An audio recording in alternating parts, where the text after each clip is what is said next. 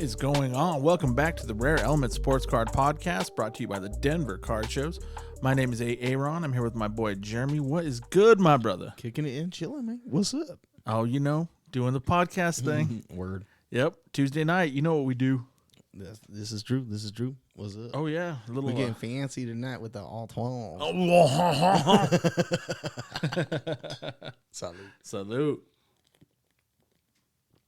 Oh, that's good. Freshen up the pod supplies. We got a little more. Oh, yeah, we got some new whiskey. Some tin cup American whiskey. It comes handy dandy with a little tin cup shot glass, like fucking that. So we'll see if we go.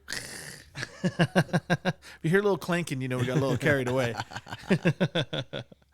But you want to jump into the pod, my brother? Fucking A. All right. So our fucking podcast is made up of 3 elements.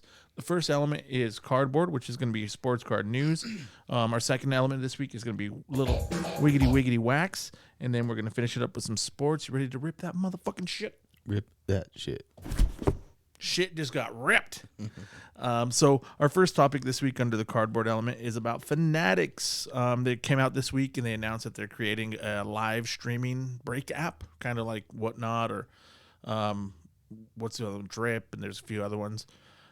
So they're jumping in. They're getting on that live auction breaking selling platform shit. Have you seen they can do that on eBay too? Yes, I did. I just saw something just like a week or two ago. I was like, what the fuck? I think we talked about it on the pod when they were talking about doing it. Oh, that's right. When they were, I didn't know that they had even started it. I think they started it very soon after that, but I don't know if it's really caught on. No, I haven't heard nobody talking about it or anything. I haven't either. Yeah. But what are your thoughts about Fanatics jumping into this space, bro? Well, I think that was kind of like pretty inevitable. It was probably part of the plan, you know. Yeah. The whole direct to consumer thing, cutting out another fucking middleman, you know. Honestly, it's probably smart for them. It's probably in the end it should theoretically make the cards a little more affordable, you know. With cutting out a few middlemen here and there, you know. They can probably afford to do it for the right, you know what I mean, the price of the fucking box broken down, right, instead of having it up, right, you know. That's true. I didn't think about that really. So a $500 box broken down into you know, 10 is going to be 50 a spot, or right, instead of 75, 80. I still think they're going to mark it up though. I'm sure they will, because I think they have to pay these breakers that they're bringing on somehow. But, if they are getting the retail price for it, then that's like making up for it. Kind of, they can pay the breakers out of that. That's true. Instead of cutting the deals to all these other breakers and that's distributors. True. Giving them like the wholesale price. I wonder how they're gonna do it. Of course, they probably would have to charge shipping too. You know, and then that's the other thing too, is how in depth is it really gonna be? Is it gonna be just rip and ships, live box breaks? Is it actually gonna be random team shit? Is it going to be picking team shit? Is it going to be like the way breaks are ran now with all that kind of stuff that's like borderline unlicensed gambling? You know, do they really want to fuck with that shit? You know, I don't know. I have this feeling that they are, bro, because they're going out and I mean at the National last year, all the stories were like they were talking to breakers and they're getting them under under their wings per se. You know, talking to them and getting them lined up. So I would imagine like the breakers on there are going to have like that discretion to do however they want to break them up. Yeah. It'd be interesting to see how it all like falls into place, like how they structure it and how, if it's going to be like Whatnot more, you know, kind of like the way they do it. And like people are able to go on there and sell their own shit too. Yeah. Or if it's just going to be straight like Fanatics product, opening boxes, new licensed Fanatic breakers. Right. That's going to be curious to see what happens there, bro. Yeah, it's still a little ways away, but I don't know. End of this year, I think they said. End of 2023 sometime. So, I don't know. I'm curious to see how it ends up. I mean, not to be mean, but anybody that's... Be mean, bro. Be mean. Anybody that's just going and buying a box from the LCS and fucking trying to break and rip that shit, they're pretty much done. You know what I mean? Yeah. And that's cool. You know, that's fun, whatever. And that's probably kind of how a lot of guys started. But starting off at that point now is like you're probably dead in the water. It's already tough anyway. Honestly, if you're getting into a break for $90 worth of cards and the grand total of all the spots is like $300 fucking dollars, right? Bust out you guys a little calculator, do a little math, and realize that fucking 3 retail blasters is like not even $100, right? And if the breaker's getting like 5 bills off of that shit, something's wrong. Yeah. So. And while you're breaking out the calculator, like remove the dick from your ass that is getting shoved up there continually and repetitively. Yeah, for sure. Oh, man. Yeah, I think you're right. I think a lot of those types of smaller breakers are going to just be toast, that's bro. Pretty big, that's already getting allocations or that's in any kind of talks with Fanatics, then whatever. But and how does that work, right? So, like, okay, these distributors are giving these folks that have these big channels, these big breaker channels allocation.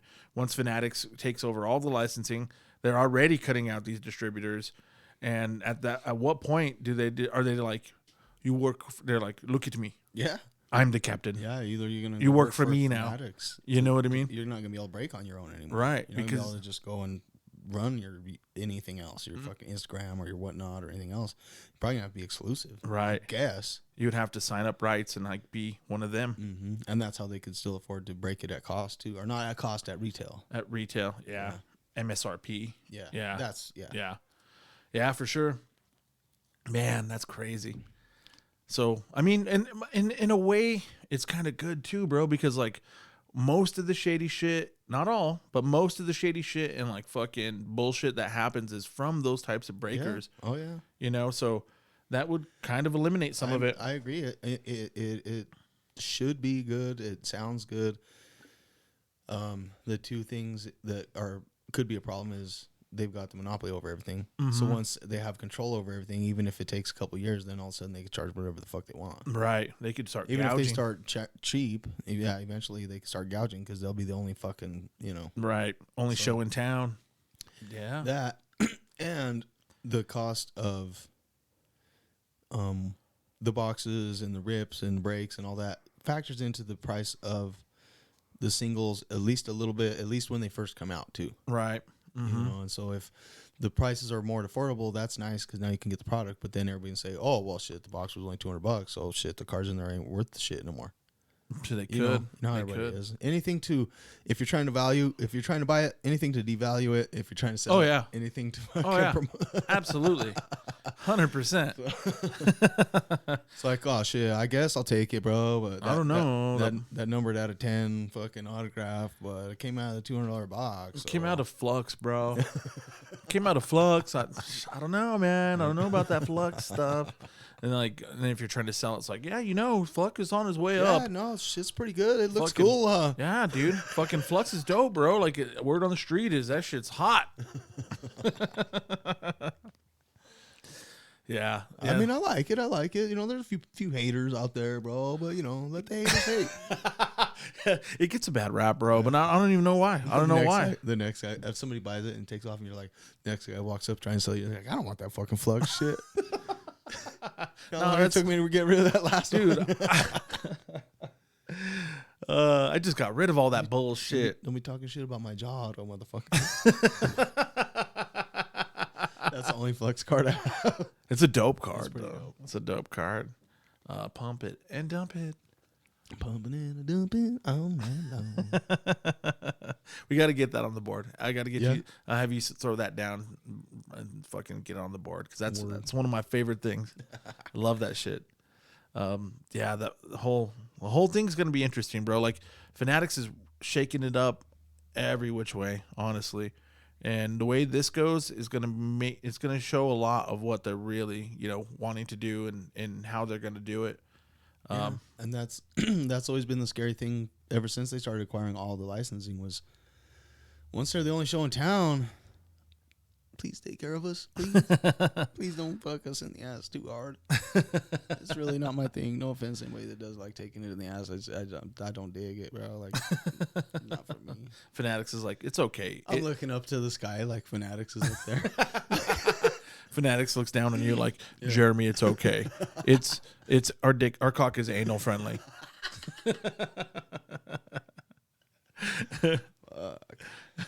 It's okay, Jeremy. Give me a couple days to cry and get some lube going. It's like, not only will you get this box of Flux, but we're going to send you a gallon-sized bottle of lube. No, I don't know. I'm still pretty optimistic, and I think at least to start, it should be good, bro. Because the whole point, the only way they're gonna keep everybody around is to take care of it and make sure, absolutely. They grow it up to where they're talking, and they're the only show in town. Fuck, that's just dangerous, dog. It is. They're gonna have to keep the people that are existing in the hobby happy, as well as new people that don't know as much and could be susceptible to, like having a bad experience and saying, fuck this shit. Yeah. Oh, they're going to start gouging eventually. It's just, hopefully they don't do it too soon. It's only a matter of time. You'll have that board meeting. Listen, guys. Investors are complaining.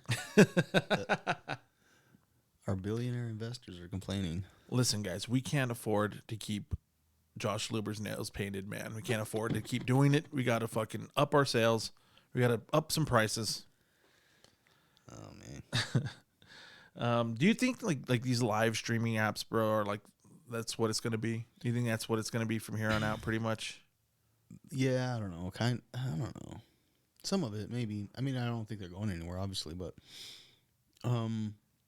yeah, a lot of people are into that shit, bro. There's so many people into social media, and then we were saying a while back, it's kind of like crossover between fucking social media and the selling app, and like fucking once they get popular on there, they get that following, and they fucking act like goofballs just to keep people watching.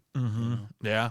Look at the Backyardigans. Like their whole spiel is like being silly and like outrageous, I guess. And I mean, and people eat that shit up, man. Yeah, they have so many fucking breaks and followers, and people like ride or die for those guys. And whatever, I mean, that's their thing. That's, they're successful with it. Yeah. So fucking tear it up, guys. But, but it's goofy. It's not like, what's the term I'm looking for? Like, it's not like investment like. It's not like business like. Yeah, it's not very, and professional. Right. And that's cool. I mean, I don't think the hobby should be all that, but like, I know it's going to turn off that entire side of the hobby. Like, folks that are into that type of situation or into that type of hobbying, I guess is the the correct way to say it. Don't fucking deal with that shit at all. Yeah.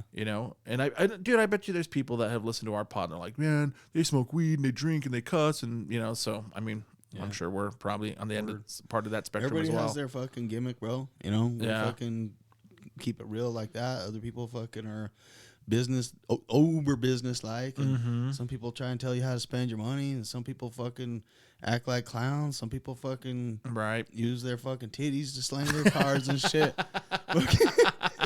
I'm just saying. Which I'm not opposed to. No, I'm not hating at all. Use whatever you got, man. I don't have fucking titties. I mean, so I just fucking try to be funny, and that's what works for me. That's what's worked in the past. And fucking, I can't act like those other motherfuckers. I just can't do that shit. I can't do it either. So. Yeah, some people are like Ned Flanders, like, okie dokie, neighbor. Yeah. We're going to open some Prism. Yeah. Yeah. So there's something for everybody, man. Yeah. Be yourself. Yeah. And if that's you, and if people like it, slang that shit. Yeah. I hope that's how it is on the Fanatics app. I hope, like, you could be however you want to be, and like the breakers that are on there's something for everybody. Yeah, because like I've watched some breakers and they're fucking rough. I'm sure they'll have some fucking goofy shit on there. They'll have a fucking channel for everybody. But I don't know, man. Well, weren't you saying too that they were already in talks with the Backyardigans too? Yeah, they were. I heard that on, I can't remember where, but I heard coming out of the National that they were like talking with them, having meetings with them. So I'm sure they'll probably have them on there. I mean, they probably the biggest breakers in the world. I mean, at this point, everybody, it's just, the more fucking hate that comes to them, they get bigger and bigger, really. Yeah. I wonder if they're going to fucking make everybody break out of fucking Fanatics warehouses, or if they're going to ship it to them back and forth. You work for us now, motherfuckers. I'm the captain now. You move in here. You come in here, I'll break in the back. We have our break tables in the They'll back. have the fucking hype houses for breakers and shit. Fucking 18 cases of Flawless in the back. Everybody can just go grab one whenever they want and rip it. I don't know. We'll see. Whatever sells is what they're gonna do. And they're probably gonna try all kinds of shit. Oh, for sure. And one thing that I think is cool is that Fanatics, not only do they get the licensing to make the fucking cards, but they're getting licensing through the leagues and the players associations, like the players unions. So I'm sure they're going to be bringing in stars, and they're going to have fucking, Trevor Lawrence ripping packs, and they're going to bring in like Zion, and you know what I mean? So that'd be kind of cool. Yeah. I don't know. Could be. We'll see what happens. Fanatics taking over the game. I mean, they basically bought the game. Yeah, pretty much. They bought the whole Monopoly board. They got it all. Yeah. Yep, they landed on free parking and fucking swooped up everything. Swooped up Boardwalk and Park Place. Shit, even the little purple one, motherfuckers. They even got Mediterranean. What's it, Baltic? Baltic and Mediterranean. Dude, that's my money makers, Straight bro. up, son. Fucking slumlord, dude. That's what's up. You fucking take $2 at a time, son. Taking $2 at a time. Every time you pass go, you run by my shit. Bam. Break that 100. That's right. The banker's tired of you breaking those hundreds. No, you can't pay me, man. You break that motherfucker. Break that motherfucking 100 right now. I got change. No. I got change. I've been collecting $2 all day. I'll fucking trade you some real money. Oh, shit. But we'll move on. We'll move on to our next topic. Second topic this week under the cardboard is about COMC and CSG. Announced their partnership. They got a deal this week, so it's like basically if you buy cards on COMC or if you have cards on there, you send your own shit in there, whatever. However you acquire them, you could send them directly to CSG to get them graded. It looks like, I guess depending on the service level, it's like anywhere from $15 up to $170 a card. Whoever's paying $170 to get a CSG slab, just come over to the studio and we'll slap the fuck out of you right now. I get and you then, right in the balls. And then you can go back home.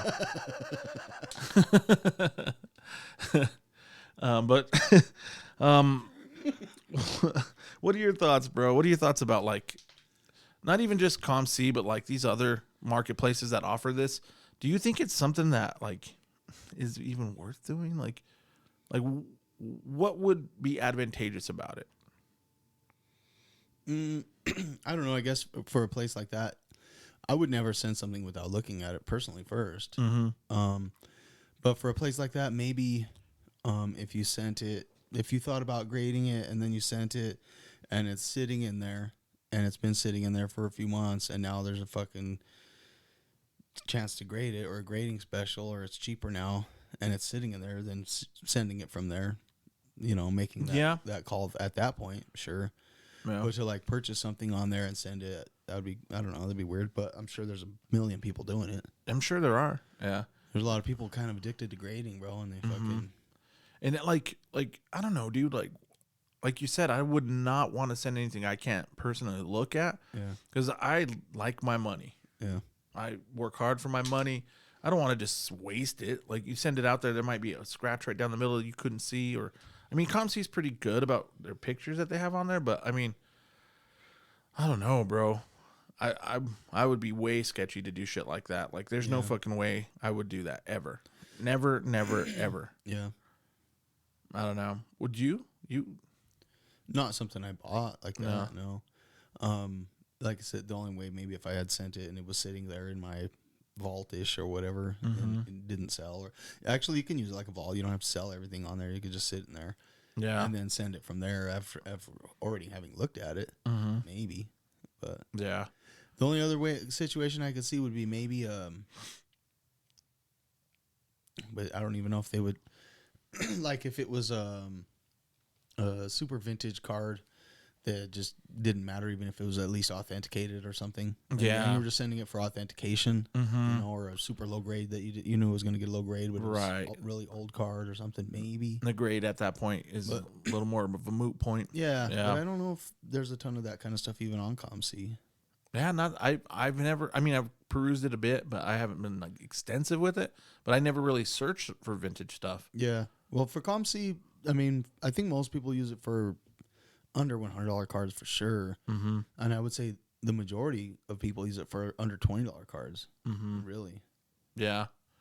And that's majority of what I bought off there was like filler cards for like a set or something, or like when I built my nameplate, you know what I mean? I found the letters to my last name on there. Yeah. Pretty reasonable, you know. Yeah. It's a good place to look for shit like that.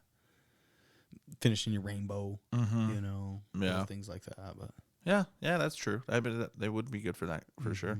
Yeah. But as far as like sending something off there to get graded, I don't know that I would. Yeah, especially to CSG, and I hate. Yeah. I'm not like trying to shit No, but shit on yeah. them, but it's just what it is, man. Yeah. It's like resale value is important. Mm-hmm. Their slabs do look better, and they are nice, and they're crystal clear, and there's a lot of things going for them. If I had to pick a slab, they'd probably be my second favorite slab in the whole. Just looks. Just looks, yeah, for sure. But they're number 4 in the grand scheme of like what the values are. Like they barely get a premium. And they're you know, the one thing you can say is they haven't stopped making moves. No, they really, yeah. They keep doing things like that to It's try true. and gain more and more attention and get more and more cards in their slabs. Yeah, that's true. That's a good And point. They do grade quite a bit of the TCG stuff, and it's like I was saying, I think last week, as long as they can keep doing enough of that, then as long as they can slowly build the sports cards into something, I don't know. Yeah. And you know, some of them, they don't care if you fuck about the resale. They just care people keep sending them shit. Yeah. That's true. I mean, for the long term, they better care a little bit. I'm sure they sure do. Yeah. But But right now they're like, hey, yeah. y'all still sending us shit. We're gonna grade shit. And I think that's what, you know, made PSA so gigantic was they just was so many cards in their fucking slabs, bro. Yeah, it's true. And the more fucking cards you can get in your slabs, the better, I guess. Every fucking slab is another advertisement, basically. Mm-hmm. Yeah, it is. It is. It's true. So Yeah. I don't know. That doesn't necessarily mean it's gonna do anything, but at least they're trying. Yeah. And they're holding. I mean, they're Yeah. maintaining. They're doing Yeah. better than some of the other fly-by-night grading companies. So Yeah. that's good. And they did have some clout because they did their thing with comic books before. And Comics and the money and yeah, everything coins else and yeah. yeah. So they had some credibility for sure. As far as collectibles and grading and authentication and whatnot. Right. So there's that. Right now though, Yeah, they're still Yikes. definitely number 4. yeah. I wish that like somewhere like COMC, and you know, I guess it doesn't even fucking matter because I probably would never use it. But if they had options to send them to all the grading companies, like you get to choose which one you get to send them to, that would be better. Yeah, but that's how they figured out the deal was to be exclusive. You know what I mean? That's how they even get the deal probably at first. Like, Do you think COMC like even tried to go with some of the other ones? Like, hey man, who knows? They could have been the one that were approached. CSG is like calling up all these buying places. Like, hey, Might have been. Yeah, that's kind of what. Yeah. because like you said, they are making moves. Because where else were they doing that? What was it? It was just a few weeks ago, or it's probably a little longer than that. A few months ago, maybe that. Was it PWCC? It was one of those places. I think that I think it was one of those auction PWCC. houses, I want to say. Might not have been them, but it was something And like you could that. send it to them, and then it would go get graded, and then go to auction. And you could directly like sell it. Yeah, I think it might have been PWCC. I think it might have been. Yeah, I have to relook back on that. Yeah. That might end up in the shit we fucked up column. But yeah, as a grading company, like, do you think like would it even like give PSA any reason to want to do that? Yeah, PSA doesn't really need to. They don't really need to. Yeah. Like, fuck off. We're already grading 1 million cards. They just released the last numbers from last month, and they graded over 1 million again. So Yeah, and as long as they can keep all their employees busy, they don't need to fucking get backlogged like that again. You know. That's true. 1 million a month again. Like, so the backlog's been done. So they must be receiving that many cards, bro. And like, Yeah, they had those fucking specials and shit, dude. I know a lot of people that fucking sent a lot of cards for that shit. yeah. Hundreds, bro. We sent like 15 or something. Yeah. Well, grand total between the two orders I sent between you and me was like 30 cards, maybe. Yeah. Pretty good gem rate. Yeah, we'll see. I'll have to show some of those off as soon as they get here. Pretty good gem rate, bro. Not going to lie. 5 for 5 and 14 out of 15. Yeah, kind of good at grading cards, bro. Kind of good at it. Well, They're going to PSA is going to be calling me up. And be like, hey, dog, we hear you got an eye for this shit. I'm like, dude, I'm blind as fuck. I'm colorblind. I wear glasses. If a colorblind glasses wearing motherfucker could do it, anybody could do it. You know? no, they just hand them out like candy. That could be true, too. That could also be true. It's like, dude, quit patting yourself in the back. It's like they just give 10s out. They give 10s out like... Fuck that, bro. I went through fucking thousands of cards to pick out those fucking... Did you? Handful of cards. No, those I knew the ones I sent were pretty solid. Pretty legit. Yeah, I looked them over pretty Although well. I did send a couple that I set aside before being too particular. Did you really? With centering, pretty much just with centering. Mm-hmm.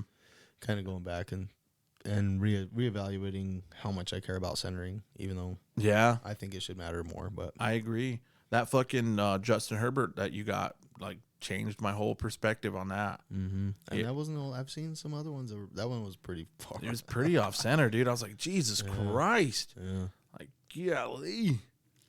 It was like an inch off center. It was, and it still got that 10, man. Like, but no, honestly, like you showed me that at the Pikes Peak show, and dude, it fucking changed everything. Like, it was at least 61-39. Yeah, it was like 80-20. It was pretty bad. It was pretty bad. But yeah, we'll see. So now if you have your shit on COMC, send them in, man. Yeah. Send them in. You might be able to pull some 10s. I hear that CSG is a tough grade, though. I've never sent anything through them, but I've heard from Ron Diggity and a few other people that sent to them a lot, and they said they were fucking brutal. They were tough to get 10s, and back then it was 9.5s, but that's what I've heard. Word around the campfire. But if any of you guys listening have sent them cards and know, how they grade and if they're hard or whatever, hit us up. Come to the socials and let us know, and let us know your experiences. We'd like to hear that shit. Yeah, I'm trying to think if I actually sent them any cards. I don't think I did besides that Manning. And they got a original 9.5, and I sent it back for a 10. That Manning, out of 25, I want to say. When they fixed their grading scale. Patch auto. 9.5s became 10s. But I did send a bunch of the 9.5s for 10s. Yeah. And did okay with that, but I don't think I actually sent them anything else. But that card was pretty solid, bro. Yeah. Mm-hmm. It was pretty good. Yeah. And I've always wanted to send that somewhere else too, like to PSA or somewhere else and try it, but it's fucking kind of a big card, and it's big enough card that it doesn't matter as much being in there than somewhere else. Then the 10 looks nice on there. Mm-hmm. I'd hate to fuck it up taking it out, and then still no guarantee anywhere else. Yeah. Even if it is perfect, it could still get a 9. Yeah. Easy, So yeah, it's true. I don't know. We'll see. I'm just leaving it for now. It looks nice, so whatever. No, it does. It looks dope. Yeah, it does. That's a badass card. I think that's the only card I sent to grade with them. Yeah. Yeah. And that was just because it went to Beckett and came back fucking whack. And I think they just made a mistake grading it. Yeah. Like, I don't think they intentionally. What did they give it? Shitty. It was like, came back at 8.5 or something. Yeah. And even the group submitter that sent it through was like, nah, that's bullshit. Yeah. And I was like, dude, that card was for a thick card. Not even for a thick card. It was fucking perf, bro. Yeah. It was nice. And he's like, I can't find a thing wrong with it. And at that time, he had just started sending to there, and I was like, yeah, let's try him just for the fuck of it. And it wasn't that expensive. Yeah. But I should have just had him send it back to me and send it to Beckett or send it back to Beckett or send it to PSA or something. But wasn't that like pre-pandemic, like right before that shit? It was it was like around when it was a little after or kind of during or whatever. Mid to late pandemic. Yeah. That's how I like equate timelines now, since for like the last few years, like post-pandemic, pre-pandemic, mid to late pandemic. Well, it was in my Beckett order that took the fucking year to get back to me. So that was what was during pandemic. So Right. Didn't it take longer than a year? Wasn't it like? Actually, it was. Yeah, it was like It was almost like year and a 16 half or months, something. 17 months, something like that. Damn. It was eons. You motherfucker, you. Took him a minute, dude. Nice. But you got that back, that Tom Brady in that one too, huh? Yeah, Yeah. that was pretty key. TB12. Little Brady rookie. User. So I just fucking had gotten another one and got that graded at Beckett too and came back at 9. That one was a 9 with 2 9.5s though. Yeah. So it was kind of. I think those subgrades helped us sell a little better. Yeah, for sure. But yeah, got rid of that one on eBay. And actually, I was telling you that eBay authentication thing is kind of nice as a seller for selling that big stuff because now, once it gets past that fucking middleman, it ain't coming back and shit. Mm-hmm. So they can't say it was fucked up or fucking didn't get delivered or fucking, Right. oh, this fucking card has the minuscule fucking scratch on it or the slab has a tiny scratch on it or fucking. Yeah. No, that is nice. It can't really bitch. So-and-so gets their fucking leg broke and everybody's trying to find some reason to send their shit back. It's true. The new Brock Purdy effect. Yeah. Like now with his shit, I bet people are like, cancel. Yeah. I was fooling ya. Those is jokes. Fuck. She's especially now, huh? That dude's fucked. He's fucked. Tommy John surgery. He's going to be out. They said he's probably going to miss all next year. Whew. 2022 wax just went. And nobody's chasing outside of the Pennsylvania area or chasing Kenny Pickett's really. Yeah. Some, but not many.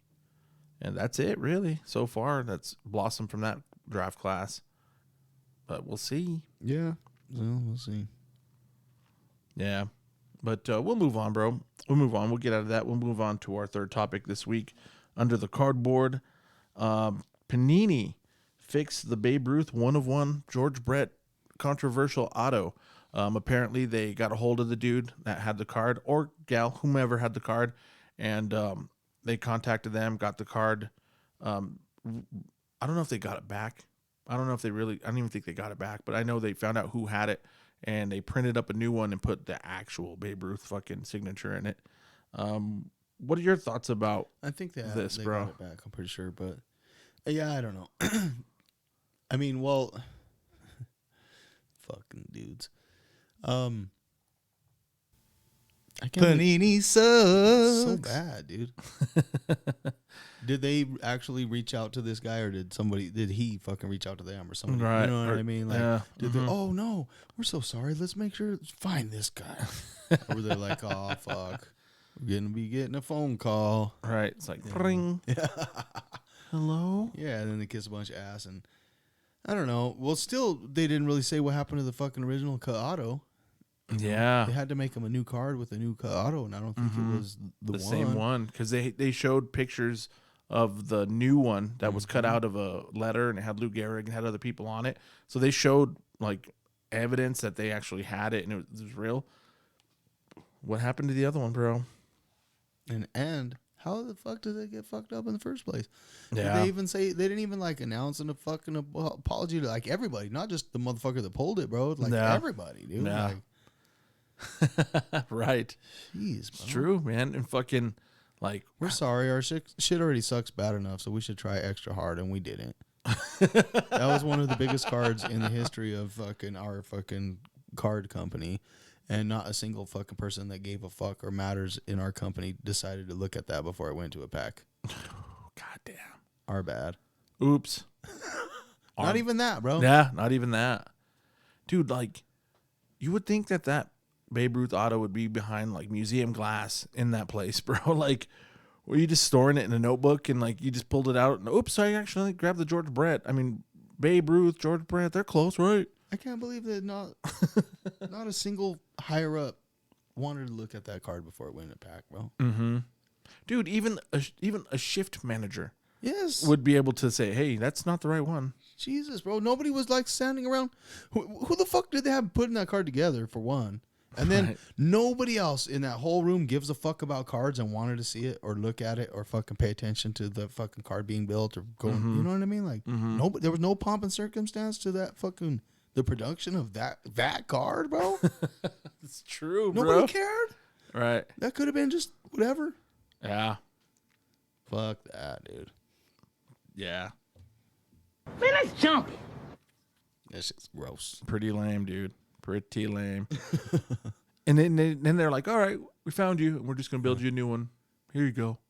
Like, don't you think they should have given him something else? Jeez, bro. Giving him a hug. Yeah. Giving him a rub and tug. Something, bro. Anything. Fucking Like, anything. dude, A free box. Yeah. Fucking. here's another box of fucking NT baseball, or here's something, you know? Something, bro. They definitely should have given him a little something, but they owe the hobby a fucking better apology, bro. You know what I mean? Like, At least one like legit apology. a fucking letter, bro. Yeah. There's your fucking Panini at the top. It says, "Oops, sorry, our bad. We'll try to do better." Oops, my bad. Signed, Panini. Yeah, Yeah, cool. That's more than we expected. that would have been more than what we got. These motherfuckers. Yeah, whatever. Fuck those guys. Fuck those guys, and fuck their baseball cards especially. Yeah, and it's unlicensed. And I mean, with Babe Ruth, I get it, but like, if that shit sucks anyway. It's still kind of lame, bro. Mm-hmm. Still kind of lame. It's all right. It's all right. And I know there's people that will argue, and they love the patches, and they love the game use shit in there, and they love all that, and then whatever. That's cool, but the rest of the card looks lame, dude. Mm-hmm. And that's fine. Buy it all. Cool. You can Have have fun. all of it. Yeah. Have fun. You can buy all of them. Yeah. Even that Babe Ruth card is like, yeah, to me, kind of. I mean, I would love to have it, but like, I'm not fucking saying, oh, I wouldn't want a Babe Ruth fucking autograph. I honestly, if I pulled that, I'd probably just sell it, dude. I'd probably just get the money and then go buy some licensed baseball stuff. You know? Yeah. Yup. And I wouldn't even pull it because I wouldn't even bought that shit. Right. I wouldn't have pulled. I wouldn't. Either way, it wouldn't have happened. All that shit just ends up in fucking breaks with tops, bro. Yeah. These fucking guys fucking cram it in with fucking tops because they know it won't fucking sell, or Mm-hmm.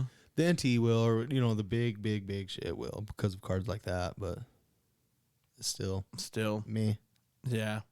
Congrats to you if you like it, or if you hit it and whatever. But Yeah, for sure. But I wouldn't really fuck with any of that non-licensed stuff. I try not to anyway. You know. But yeah, Panini, fucking, we're gonna give you the Dave Chappelle. I wish I had more hands so I could give those titties 4 thumbs down. boo. But do you wanna do a shot, bro? Fucking nay. On that note, let's do a shot, dude. Let's try this fucking. It's Colorado whiskey, right? I'm pretty sure it's Colorado. It could be.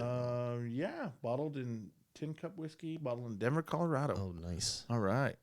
All right, Here's let's a do this. little Denver whiskey. Oh, that's not bad at all. That is not bad. That's better than some of the other ones. Yeah. Definitely better than that Buffalo Trace. Yeah. Not bad. Not too shabby. It's probably watered down. You know what movie that's from? Oh, fuck. I don't know. No? Three Amigos. Oh. They fire those shots of tequila and they're like, oh, it's good. And then I think it was Steve Martin's like, it's probably watered down. But speaking of Denver, we're going to take a little time and hear a little bit from our sponsor. And here's a little something from the Denver Card Shows. This podcast is brought to you by Denver Card Shows. Come find your grail and chill with some of the dopest people in the hobby. For more information, check out denvercardshows.com.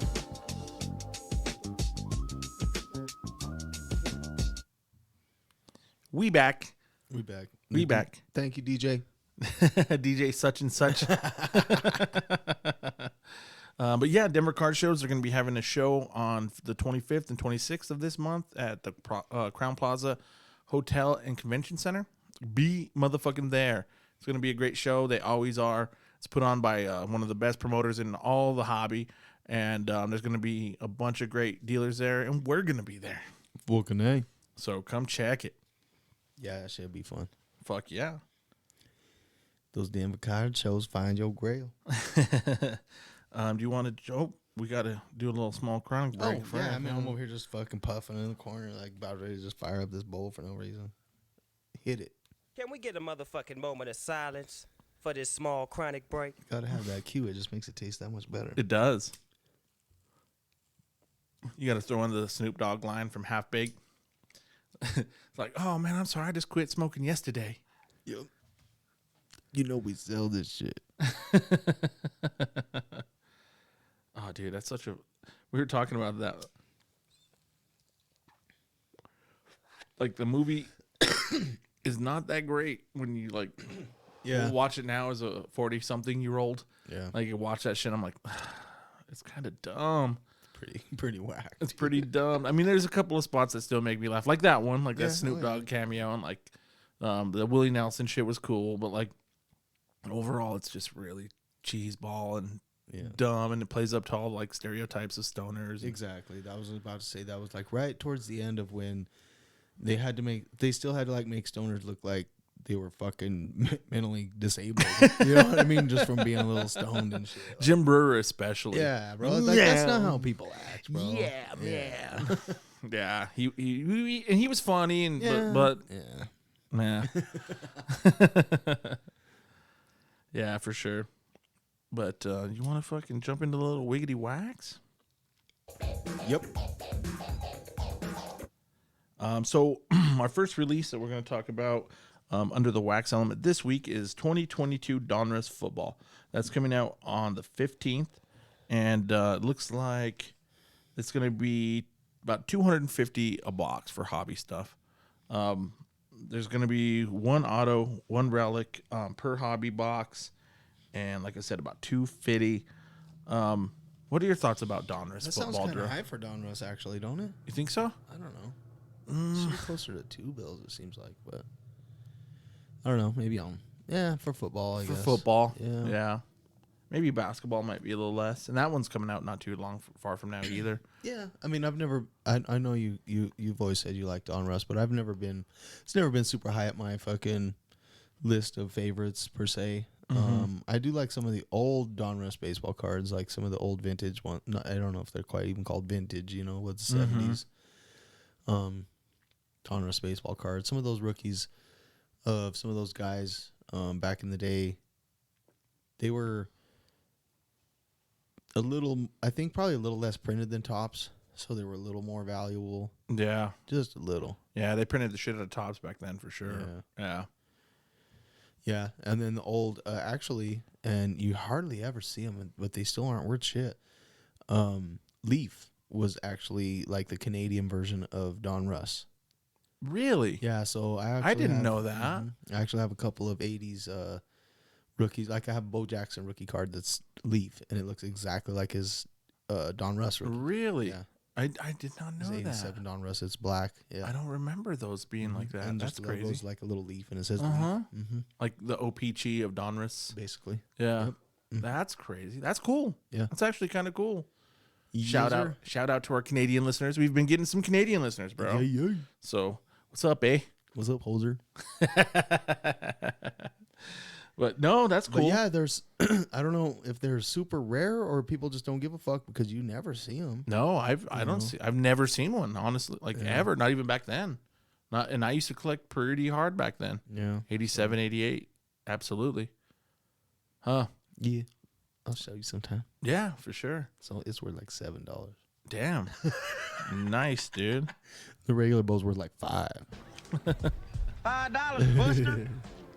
Fuck yeah. That's cool. I would like to have some just to like be Yeah. nostalgic with I it. think And I like, have a Nolan Ryan. Excuse me, a few Nolan Ryans. Not rookies or anything, but yeah. That's cool. And Don Russ is like the creator of the rated rookie pretty much. yeah. Mm-hmm. So that's kind of cool. I always thought that was a cool thing with Don Russ. I remember those Griffey rookies having the rated rookie, and that shit was dope. Yep. Speaking of the Don Russ rookies, the rookies insert, like that holds value, bro. Like Yeah. those cards have decent value. Why do you think that those inserts have a little more than some of the other inserts from other sets? Like I don't really don't get why. So I don't know. You've noticed that like looking them up and stuff that they are, because and I didn't know. I mean, I don't mind them. I like them. I actually had one of our bigger baseball or basketball buddies tell me when I was asking about that. There I go saying oh again. When I was asking about the Nikola. Oh, the Jokic Numbered the rookies card that I had. And he's like, oh, it's just the rookies. You know what I mean? He kind of threw that one at me because I was trying to put a price on it. I'm like, man, I can't find any comps or whatever. He's like, oh, you know, it's cool, but whatever. It's just the rookies, and that's just an insert. He kind of threw that, and I wasn't trying to sell it to him. He was just helping me price it. Right, you know? right. He would have no reason to like say that. And I was like, oh, dang it. You know what I mean? But although I did sell that card for a pretty high dollar, so it did sell pretty well, actually. I do know when that first came out, it was one of those Donruss. That was one of the other cool things about Donruss is they had other little sets that you could buy. They were Topps always had like the update, and Donruss would have these other little. They never had like Fleer even had an update, but I don't think Donruss ever had an update. But they would have a small set called the Rookies, and that was just a little pack you could buy, and it was like maybe I don't know 20 cards or whatever, and it came in like about the size of like a deck of cards, and you opened it up, whatever, and then it had all the rookies from that year. Oh, nice. And then they had a few other. They had like Donruss highlights, and then they had like a few other ones, like the kind of small sets like that. And the highlights had like cool things that happened throughout the year, or whatever. So like so many home runs, blah blah blah. Right. This rookie was doing good, whatever. So a lot of people didn't know about those sets because, especially here where we only had a couple small LCSs, I don't even know how you were able to get these sets. Right. But I never knew about them until I started seeing them in the Beckett's and stuff, and I was like, oh, what the fuck is this? Because that was at the time when, especially my PC guy way back then was Bo Jackson, and all of his rookie cards were 1987. Until you started seeing all this other shit pop up in Beckett, you're like, what the fuck is this? Topps traded shit. Oh, what is this? The 1986 the rookies set. Oh, what is this? 1986 highlights Donruss. And so those were all kind of considered XRCs or whatever. Right. So those sets would come out like probably after the season or later, you know what I mean? And then at that time, the card that came out the next year was usually his rookie. So the rookies almost never came out during the season back then. Usually the cards were kind of commemorating what happened last year. Right. That's cool. Yeah, so the rookie set was like a little extra set you could buy like that, and that's when I started getting in and figuring that out later on. I actually went and when I was doing my Bojack, I went and looked on eBay, or actually I want to even say like Amazon way back then or something. Damn, like early Amazon. Early Amazon, which one it was a lot more like eBay. Like Jeff Bezos in his garage Amazon. Yeah. And you would buy off of people, pretty much, other people. And it's like a marketplace. It's like eBay, kind of like how it is just now. like eBay. Yeah, I remember. And it was long. And dude, I even remember sending money orders to people for stuff, dude. I swear. No shit. Yeah. Damn. Yeah. Send a money order in the mail. They get the money order, cash it, and then they mail me my stuff. Wow. Yeah. Crazy. So our young listeners, okay, a money order is. It's kind of like a check. Oh, and then a check. Well, you can go to the store and buy them. You can actually get them at the grocery store. Get a money order. Yeah, bro. It's not always been PayPal, motherfuckers. Yeah. So then went and bought a lot of those little sets. That's how I got my first 86 traded Bo Jackson and the Donruss rookies and all those, those harder to find ones. And they are a lot harder to find in their short print, but they didn't come out of an actual pack. So people don't care quite as much. So they kind of shit on them a little bit. Yeah. But then they turned a lot of that into like inserts now. So nice. That's cool. Yeah, and there's a big the highlights one that I mentioned. There's I want to say it's the 86 highlights too. It might be just the Jose Canseco, or is it the whole set, or is it just the Canseco? There's some sort of weird printing thing where like a certain amount of the sets got printed with like white instead of red or some shit like that. And those are like super rare and hard to find. That's one of those few junk era things that like one of those gems in the rough that a lot of people don't know about, and they're super rare and they're actually pretty valuable. Right. Like the fucking Pro Set Vince Lombardi holograms and stuff. There's the Frank Thomas No Name rookie 1990 Topps Frank Thomas, and there's where it just doesn't have his name printed on there, and that's like super rare. That's one of the biggest chases of like the early 90s for sure. Yeah. So there's a handful of things. I forgot about that Frank Thomas card. That's crazy. No name on front. NNOF is how they grade it and everything. So that's crazy. there's a handful of those that are cool, and they're super rare, and there could be a handful laying around in junk boxes, you know. Yeah. And people see the price on some of them, and they think that that's what they have, but they don't realize there's this tiny little. That's when errors and things like that mattered, because they would correct it, and then so now one is more or less, Right. And it wasn't always the error that was worth more. Sometimes the correction was worth more. Yeah, it that's would true. just depend on which one was more rare. Yeah, that's true. Yeah, I remember looking every pack of Pro Set, that 89 Pro Set I opened up. I was looking at those Elway cards, bro. Like, 'cause they had that, and then was traded to the fucking Colts on the back of it, and that made it the error, or that made it the correction. Yeah, Yeah. drafted or error. Yeah, and the William Perry, I think, of that same set was another. William Perry was basically ended up being a short print. It was kind of the same situation as almost like the Honus, where they didn't get the licensing or something like that, and they had to pull the card, and they stopped. They replaced it with, I don't even remember who, somebody else, but there's a couple of errors even still in that are pretty sought after, because there's a lot of people that build that entire set, and they go for the completionist set, and they're going for every error, every corrected error, everything, bro. Dude, I think I'm gonna build that set. And there's a Gizmo Williams that has an error on it. That was There's another a couple different errors on his card, but there's one of them that's very specific, and I can't tell you the exact details of it. But that card is still pretty high dollar. I forgot about that one too. Damn. Especially in a PSA 10, because then there's people building the set. Right. PSA 10. I'm gonna build that set, dude. Yeah. I love 89 Pro Set. Just Dude, for fun. Fuck yeah. Get you a couple boxes and rip it. I think so. Yeah. I think I'm gonna do it, and I think I'm gonna build the set, and I think I'm just gonna grade the rookies of that year. Yeah. Like all the rookies. That'd be fun. Yeah, that'd be a cool one. Yeah. I don't want to grade all of them. Yeah. But like I Yeah, want that's too many cards. Yeah. But that rookie year, I mean, I want to say there was like 4 Hall of Famers out of that class. So like, that's a good one. It's a good, yeah. Oh yeah. Shit, that was the biggest class of our generation. Yeah. Probably. Troy Aikman, Barry Sanders, Derek Thomas, Our Steve Atwater. Younger us, I guess, or our early adulthood, for sure. Deion Sanders was in that one. Yeah. Yeah, I love that set. It's one of my favorites. So I think I'm going to do it. I'm going to finally, I'm going to build a set. Deion Thurman, Barry, Troy Aikman. Thurman too. That's right. Who else did you say? Atwater. Oh, Atwater. Yeah. Derek Thomas. Derek Thomas. He didn't make the Hall of Fame though, huh? Did they put him in the Hall? I don't know. I think they did. He would have been. If he didn't, he should be. Yeah. Dude, he was a monster. He was great. I think I remember watching him. I think he has the record for most sacks in a game. I watched that game with my dad. Is Chris Carter in the Hall? Chris Carter. His rookie's in that too. He should be. I think he is, yeah. Yeah, his rookie's in that too. Damn. So But it's not, it doesn't say rookie. It just is like a regular card. And then they had like those weird, they're like prospect cards. I think Gizmo Williams was one of those like prospect cards in that set.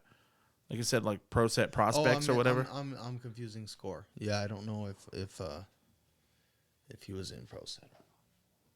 But yeah, he was the prospect for sure. Gizmo was. I think Eric Metcalf was in that class. Yeah, he sure was. Bobby Humphrey was in that class. For those of the old school Bronco fans, you'll know about who Bobby Humphrey is. Eric Metcalf was probably the greatest returner ever until guys like Deion started showing up. Yeah, Devin Hester, those boys. Yeah, for sure. But Donruss, I don't know. They have a lot. They have a big place in my heart, dude. From like when I was young and I was collecting back then, so I always kind of have a little bit there. That 89 set. Yeah, fucking A. And then a lot of baseball. I had a lot of Donruss baseball back then, collecting Will Clark cards, and I was always buying those Donruss packs. I don't think I ever bought much Donruss past 1990, honestly. I definitely bought shitloads of 89 and 90. 91 was the yellow set, right? That everybody hates. That one was horrendous. Yeah, I bought a little bit of that, but not much. I have a little bit of that still in one of my binders that I have from when I was young. Yeah. I think I have like I want to say it's a Craig BGO. Yeah. I can't remember. I would Yeah. usually buy packs until I would hit Bo Jackson and Ken Griffey. Mm-hmm. And then the rest don't matter. Yep. I'm done. Yeah. Yep. Yeah. That's dope. But yeah, that's why I still give Donruss love, because it was that. It was that for me. And Pro Set, even like the new Pro Set stuff that comes out, I still think it's cool.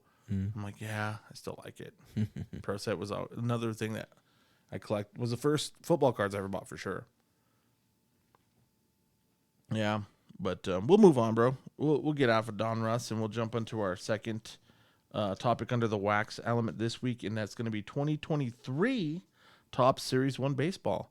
Comes out on the 15th as well. Crazy. Yeah, they're already. I mean, I don't know if they've released all the 22 stuff yet. Probably not. Yeah, so I mean, it seems like it's getting back into the right pecking order. Like 2020, like Flagship Baseball used to come out right around this time. I guess so. Yeah. It seems early, but it's probably about right. Yeah, so Topps is kind of moving back into the spot. They're getting back where they need to be. Maybe they could slow down and not make so many fucking mistakes. Yeah. But these boxes are coming out for hobby. I believe I didn't get the price. I didn't write down the price, but they're not expensive. Top Series 1 baseball is usually pretty, Usually 100, like a bill 20 maybe. somewhere in that Used to neighborhood. be under 100, but it just depends kind of how. Series 1 especially is probably might be under 100 still. Yeah, I think that sounds about right. 89 or so. 89, 99 per hobby. And then they have like I believe don't they have the jumbo too? So like Yeah. looks like the hobby this year is going to have one auto or relic. So it's not a guaranteed auto. Yeah. It's been And, the case for a while. Yeah. And they're going to give one silver pack with each box too. Yeah. Which have they done that in the past as well? I thought that was just for the jumbos, but I don't remember. Yeah, I don't know. Yeah. I have to ask John at the Yeah. LCS. He'll know for sure. But they're throwing a silver pack in there. If they hadn't before, they're doing it now. Yeah. And then looks like the jumbos are guaranteed an auto, 2 relics, and then 2 silver packs. I don't know. What are your thoughts on Flagship Baseball, dude? Topps Flagship. I mean, Series 1 is always tough, bro, because there's no rookies hardly ever. It's yeah, it's a super veteran heavy. It's Series 1 is tough. Yeah. There's almost never any rookies, and if there are, they're not usually. They're not the main guys. Yeah, they've already had their hype, or yeah. And they're either not the main guys for this class or like the leftover guys from the last class that weren't in update. Yeah, exactly. Guys Yeah. that weren't quite good enough for update. Right. Like, they're all right. There's been a few. I want to say Aaron Judge's was Series 1. I think you're right. Yeah. There's been a few guys, but Yeah. Do you buy much Series 1 when you're buying boxes? no. If I'm gonna buy Flagship, it's probably gonna be Series 2 or update. Yeah. Yeah, I have before, but Not a lot. Not usually. yeah, especially now it's tough when it's either an auto or a relic. It's been like that for a while now, a few years, and Yeah. that's tough, bro. Especially when it's a manufactured relic. Though, Those are so shitty. they're real That's bad. usually what it is, too. Yeah. And or even if it's a relic, they're not even Topps is getting about not being game used anymore. It's Yeah. fucking sad, bro. Fuck, dude, what the fuck I want a piece of fucking cloth for that doesn't have nothing to do with anything, really? Yeah. It's true. Like, I have jerseys in my closet I could chop up and do that. Straight up, dude. Yeah. Make fucking thousands of them. Like at least 10 jerseys or more, probably. I can make them out of the best parts of the jersey I want. Fuck yeah, dude. I'll make it fucking about 10 logo mans right now. I'm gonna logo man it up. Logo mans and NFL shields all day. Laundry tags. Right? Shit. What you want? What you want? I got them right here, dog. Got them right here. Got a lot of mo. Bunch of letter patches. Yep. Dude, you could find that G. There we go. Just go buy you a cargo jersey and just make you a G. Yeah, might as well. The SP cards and the SSP cards that come out of Flagship, those are some of my favorite favorite ones out of that kind of stuff. Yeah. Are they the best cards in that shit? Really? Yeah, probably. Aside from if there happens to be a rookie, and you can get like a low numbered rookie, but I would have to say probably. But at the same time, a lot of those SSPs, they're doing Hall of Famers and stuff. And again, how many fucking Babe Ruth cards can they make, bro? Right. You know, how many fucking Jackie Robinson, Ty Cobb, whatever. Even if they're SSPs, it's like at a certain point, Yeah. nobody cares anymore. Right. You had one last year, man. Yeah. There was one last year. They start wearing it out. Yeah. It's like every cool idea, they just fucking grind it into the ground. Yeah. That's true. They fucking definitely do that. Yeah. Case hit shit, like just Word. even Topps like is jumping on the case hit stuff with that, like those home field advantage cards. They're doing it too now. Yep. Yeah. I think people just like to say case hit. Oh, yeah, bro. And it ain't even case hit. It's SSP or SP. Mm-hmm. Sometimes there's multiple per case. Mm-hmm. Yeah. And case hit doesn't mean it's the only case hit. There could be 5 different case hits. Right. And there's a case hit in every fucking box. You know? Mm, yeah. That's true. What are you going to do, bro? What are you gonna do? We're gonna have to put Topps on this too for this. Panini sucks. Fanatics suck. I hope not, dude. I'm hoping not. I'm holding out faith in Fanatics. I think they're gonna be all right. Yeah, I agree. I think so. I guess I hope. I don't know. I hope they're gonna be all right. Speaking of them, that brings us to our third topic under the wax element, which is 2022 Bowman University Chrome football. That's going to be coming out on the 23rd of this month. Dude, so these ones are going to have 2 autos per box, per hobby box, and they will have the college logos. I actually looked at Cardboard Connection, and they had pictures of them, and they look pretty. I mean, for college cards, they look pretty good. Did they have hobby boxes of that shit before? Mm-hmm. Yeah, they had hobby, but those ones, of course, didn't have the logos and were kind of. But yeah, they definitely had hobby. I remember seeing them at John's. They had boxes there. And, Oh, that's right. mm-hmm. And I think Bangers bought a bunch of the hobby boxes, and he had a lot of nice stuff. He had some good autos, and our buddy Jason from the card shows, he had a lot of it too. He bought a bunch of it, and he had some nice. I think he had a Kenny Pickett auto. He had some nice autos out of that one. Yeah. I don't know. Do you think that with the logos, it's going to make them more valuable, or like people want to chase them a little bit more? Yeah, we'll see. Especially if there's some of those guys in there, bro. That's some guys that I think, that, like I was saying, I think a couple pods back, the guys that will matter the most are the guys that are like freshmen and sophomores that have cards right now. Yeah. Their first Bowman is actually as a freshman or some shit. Right. Then they play in college, become some kind of college hero. Then they go to the NFL and become some kind of damn shit. Yeah. Fucking A, probably. Yeah. It'll take a minute to find out, but yeah, that's the thing. Bowman's like a slow burn usually, even in baseball. Like you buy a like box the of Kenny that. Pickett ones from this last year, they're not gonna matter that much. Mm-hmm. You know. Yeah. Yeah, that's true. Caleb Williams is gonna have his Bowman Shit, first did in they here. even have Brock Purdy in there? Oh, I doubt it. They didn't even have him in there. Huh? I doubt it. I would. That's a good question. I'd have to I don't look. think they did, bro. Because you would have seen them all over the fucking place. Mm-hmm. That's true. Yeah, you would see them all. Everyone would have them in their fucking cases at the shows. Shit, bro. That's true. Everybody's making a fucking Mr. Irrelevant card every year now. Watch. Right. It's gonna be a new case hit, dude. Yeah. Pull the fucking Mr. Irrelevant card. Boo. Would you buy any like, you're not big into Bowman like baseball? Do you think you would fuck with some Bowman football ever? I don't know. I'm not huge into the whole prospecting thing. That's why I'm not overly big into Bowman. And I would be a little more apt to do football, but I'm a little less even into college football too, as it is too. So Yeah. I don't know. I would maybe give it a shot, but I don't know. We'll see. It might be a reason to bring you in to start watching college football. Yeah, dude. maybe.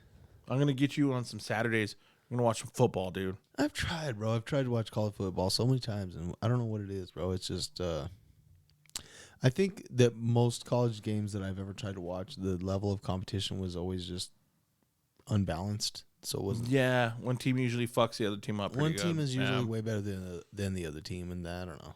It's Yeah. less entertaining to me. Yeah, it happens a lot in college. More so in college and in pros for sure. Yeah. Yeah. Have you ever tried college football on weed, man? College football in person is dope. No, for sure. Yeah. I've been to some CU games and a Air Force game and shit. You know, that shit was fun. Air Force games are badass. They're really exciting. They're a lot of fun. They have the band playing. You hear the drums Yeah, going, bro. dude. That shit's badass. Yeah, in person it was fucking a cool ass fucking experience for sure. Yeah. Watching it on TV. I don't know, when CU was really good way back in the day, Sunday day. Back in my day, back in '06. I remember watching the Orange Bowl and shit. you Yeah. know, and it was cool. But Yeah. Maybe our CU glory days might be coming back, dude. could be. Coach Prime in the house. We always had a couple players that were supposed to do good in the NFL that just never did too. Yeah. Yeah. Philip Lindsay's been like the last. Well, there's been a few, I guess. There's a couple, like Awuzie is pretty good. And there's a few players that have been buffs Yeah. that have been done pretty well, but not a ton. Not any superstars. Not since- Cordell was probably the closest, and he still was never quite there. No. He took the Steelers to the AFC Championship against the Broncos and got beat. Yup. But that was, I can't think of any other buffs. Even from Alfred Williams was pretty good. Mason Crosby. Mason Crosby. Yep. Chauncey Billups, probably the biggest star ever to come, like biggest professional star to ever come out of CU. Probably, yeah. Yeah. Yeah. Yeah, I would say so. I can't think of anybody bigger, really. No. Chad Brown was good, but he wasn't like, I think he made a few Pro Bowls, but he wasn't the big, Yeah, there was a gigantic couple football of star. receivers that might have made a Pro Bowl or two, but Charles Johnson. Yeah. there was the other guy that went to the Steelers too. Can't think of his name, but I can't remember. yeah, he was good for a minute. But yeah, Rashawn Salam, he had like a 2,000-yard season and then came to the Bears and was terrible in the NFL. He was a Heisman Trophy winner, and then did not translate to the NFL well at all. yeah. Yeah. Philip Lindsay, he was my guy. I loved Philip Lindsay. He was. Pretty much done. I haven't seen or heard anything from him. He got signed and dropped or whatever a couple times, and that The was Colts, about I think, was the last time I heard of him. Yeah. But not anymore, man. Coach Prime. We're going to bring he's bringing like 4-star recruits, 5-star recruits. He's bringing in a lot of big players. So we might be back, dude. We might be back. Hopefully. That'd be cool. Hopefully. Then we'll start watching some college football. Then we'll start buying some fucking Bowman U. Word. I mean, if I saw a blaster and I was bored, and I mean, I might fucking try it. I bought a couple of blasters of the last one. But I wouldn't go and buy a hobby box or anything. Yeah, they're not expensive. Yeah. I think they were like $180 somewhere in that neighborhood. They're not terrible, but we'll see how they take off. I hope they do, because I love the idea of like football prospecting like baseball does. I think that's cool. I think that would be cool. And I think a lot of people will too. for yeah, sure. yeah. There's a lot of people that dig college football.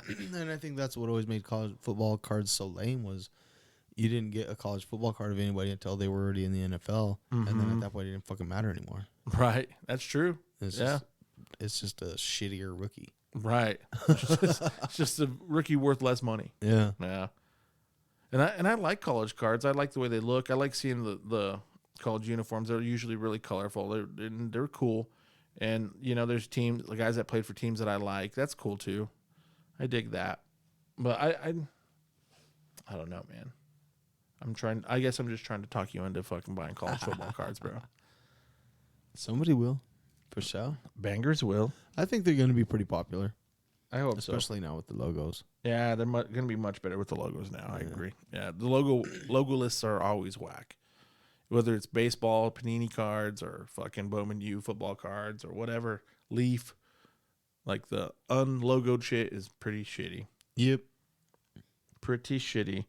And that's just not me talking. That's a lot of the hobby too. So Word. I don't want any of your hate. I want none of the bullshit. No. I think they just count on the people that don't know or aren't paying attention or just are addicted to ripping something, buying it. Yeah, it's true. And there's a lot of that. Yep. There's a lot of that. I can't say I've never bought a box of Prism baseball. Yeah. I mean, I it was don't dumb, but I did. I don't think I have. Actually, I never bought a box. I think I bought like a hanger pack or something. Mm-hmm. But I can't say I've never bought some Prism or Panini baseball. Yeah. Not much, but a little. Just a little. Yeah. I think Yeah. I got some Optic one time. I think I got an Optic Mega Box one time. It was like a guaranteed auto or some shit. And yeah. Come on, baby.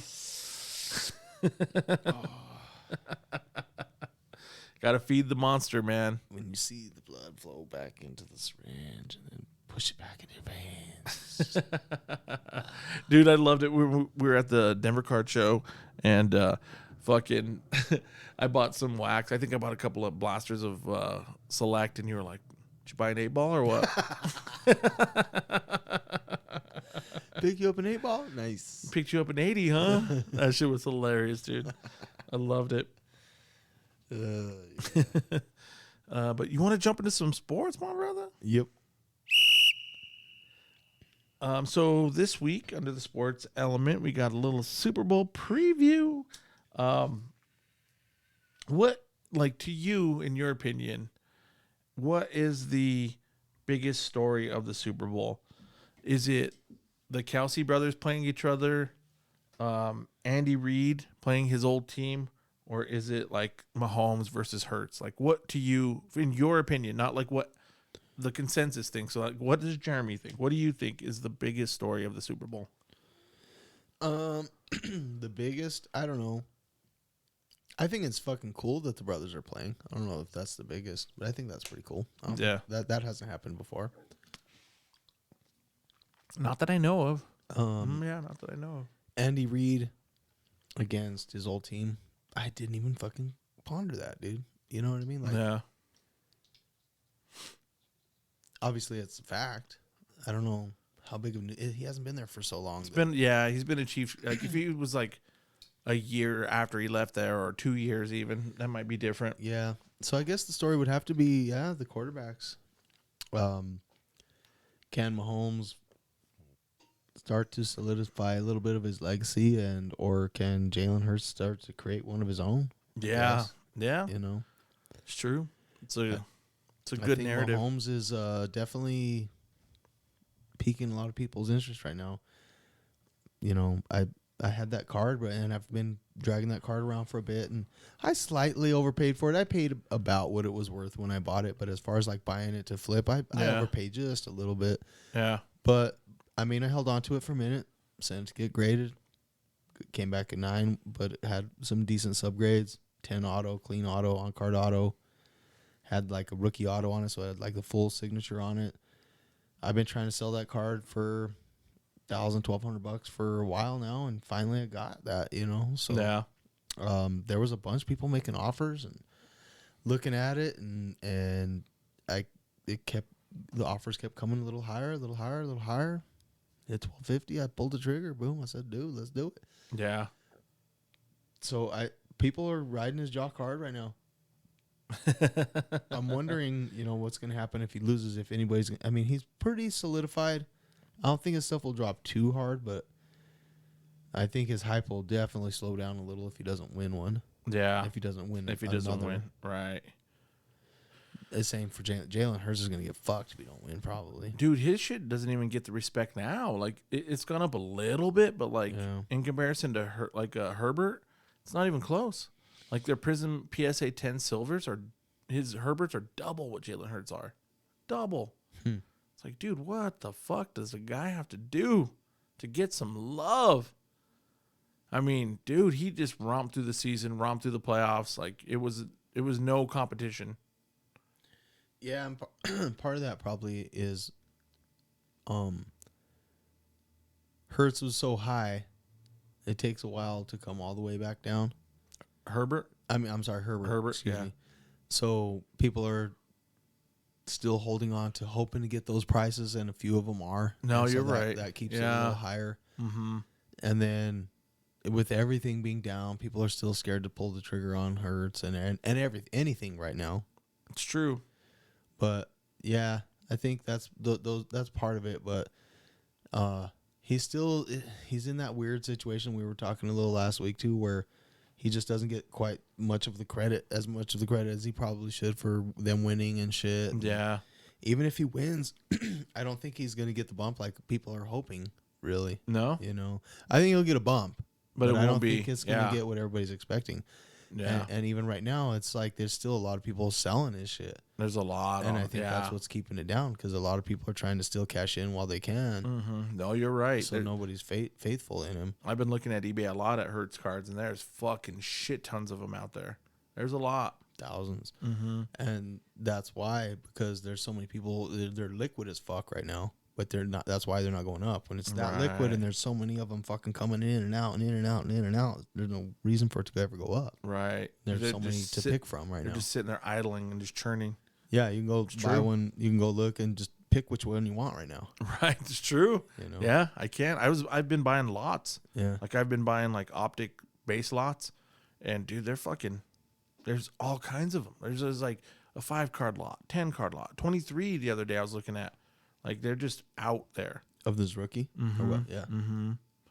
I've been just looking for lots, and I'm like, try and find one to grade or something maybe. Or buy some cheap ones, and, like, if you can get them in 10, 20 at a time, you're going to get a discount on what the actual price of the card is. Yeah. So then if you find 1 or 2 10s out of that 10-card lot, then you grade them and flip them, and then you have a bunch of other ones. And if he wins and they continue going up, it's a nice play. It's a little bit of a gamble move, but yeah, it's a decent play if he wins. Yeah. And either way, they'll still be good fodder for value boxes and shit. Oh yeah, people for sure. Buy the fuck out of them. Mm-hmm. Absolutely. So won't be instant money, but it's money. It's money. It's sitting there that you paid $8 for, and then it's a $20 card. You can just keep turning those over. But no, you're right. There's a fucking shitload of them out there. It's flooded for sure. Yeah, and a lot more people are holding on to them homes. I even was like considering hanging on to that fucking thing, dude. You think about it? If he fucking won a couple more, bro, in a few years, that could be a huge fucking card, dude. It's true. But yeah, that's all right. Made me a little couple hundo on it and call it a day. Yeah. Held on to it for a while, showed it off for a while, brought people to the table. People would come just to check out that card for a minute. Not that it wasn't even a rookie, but it was cool as fuck. It was on card. I mean, it was a dope card. Yeah, for sure. Yeah, it got a lot of attention. Yeah, it was about as cool as it would get for a second-year card. Mm-hmm. So yeah, for sure. Yeah, we're at like 49. So yeah, it was dope. But yeah, part of me was like, but then the other part was like, fuck the Chiefs. Yeah, that's right. Did you hear Sean Payton? Did you hear what Sean Payton said about the Chiefs? Yeah, they like on the Denver radio stations, like it was a big deal that they were talking to Nathaniel Hackett, and they were talking about the Chiefs game, and like, does it mean something that we've gotten smoked by them like 15 straight times or whatever? Oh, yeah. And he was like, well, my dad coached for them, and okie dokie doodle, you know what I mean? Like, it was fucking lame. Like, he didn't say fuck the Chiefs. Boy. Yeah.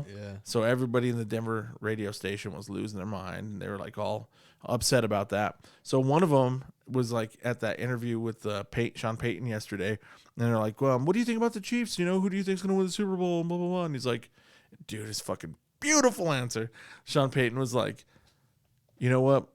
I don't cheer for anybody in our division. He's like, I hope people in our division don't win anything. He's like, a great day for Bronco fans is the Broncos to win and everyone else in the division to lose. And I was like, that's my man. That's my man. So like, that was like the best answer ever, dude. I was like, perfect. Word. Fuck the Chiefs. Coming straight from Sean Payton.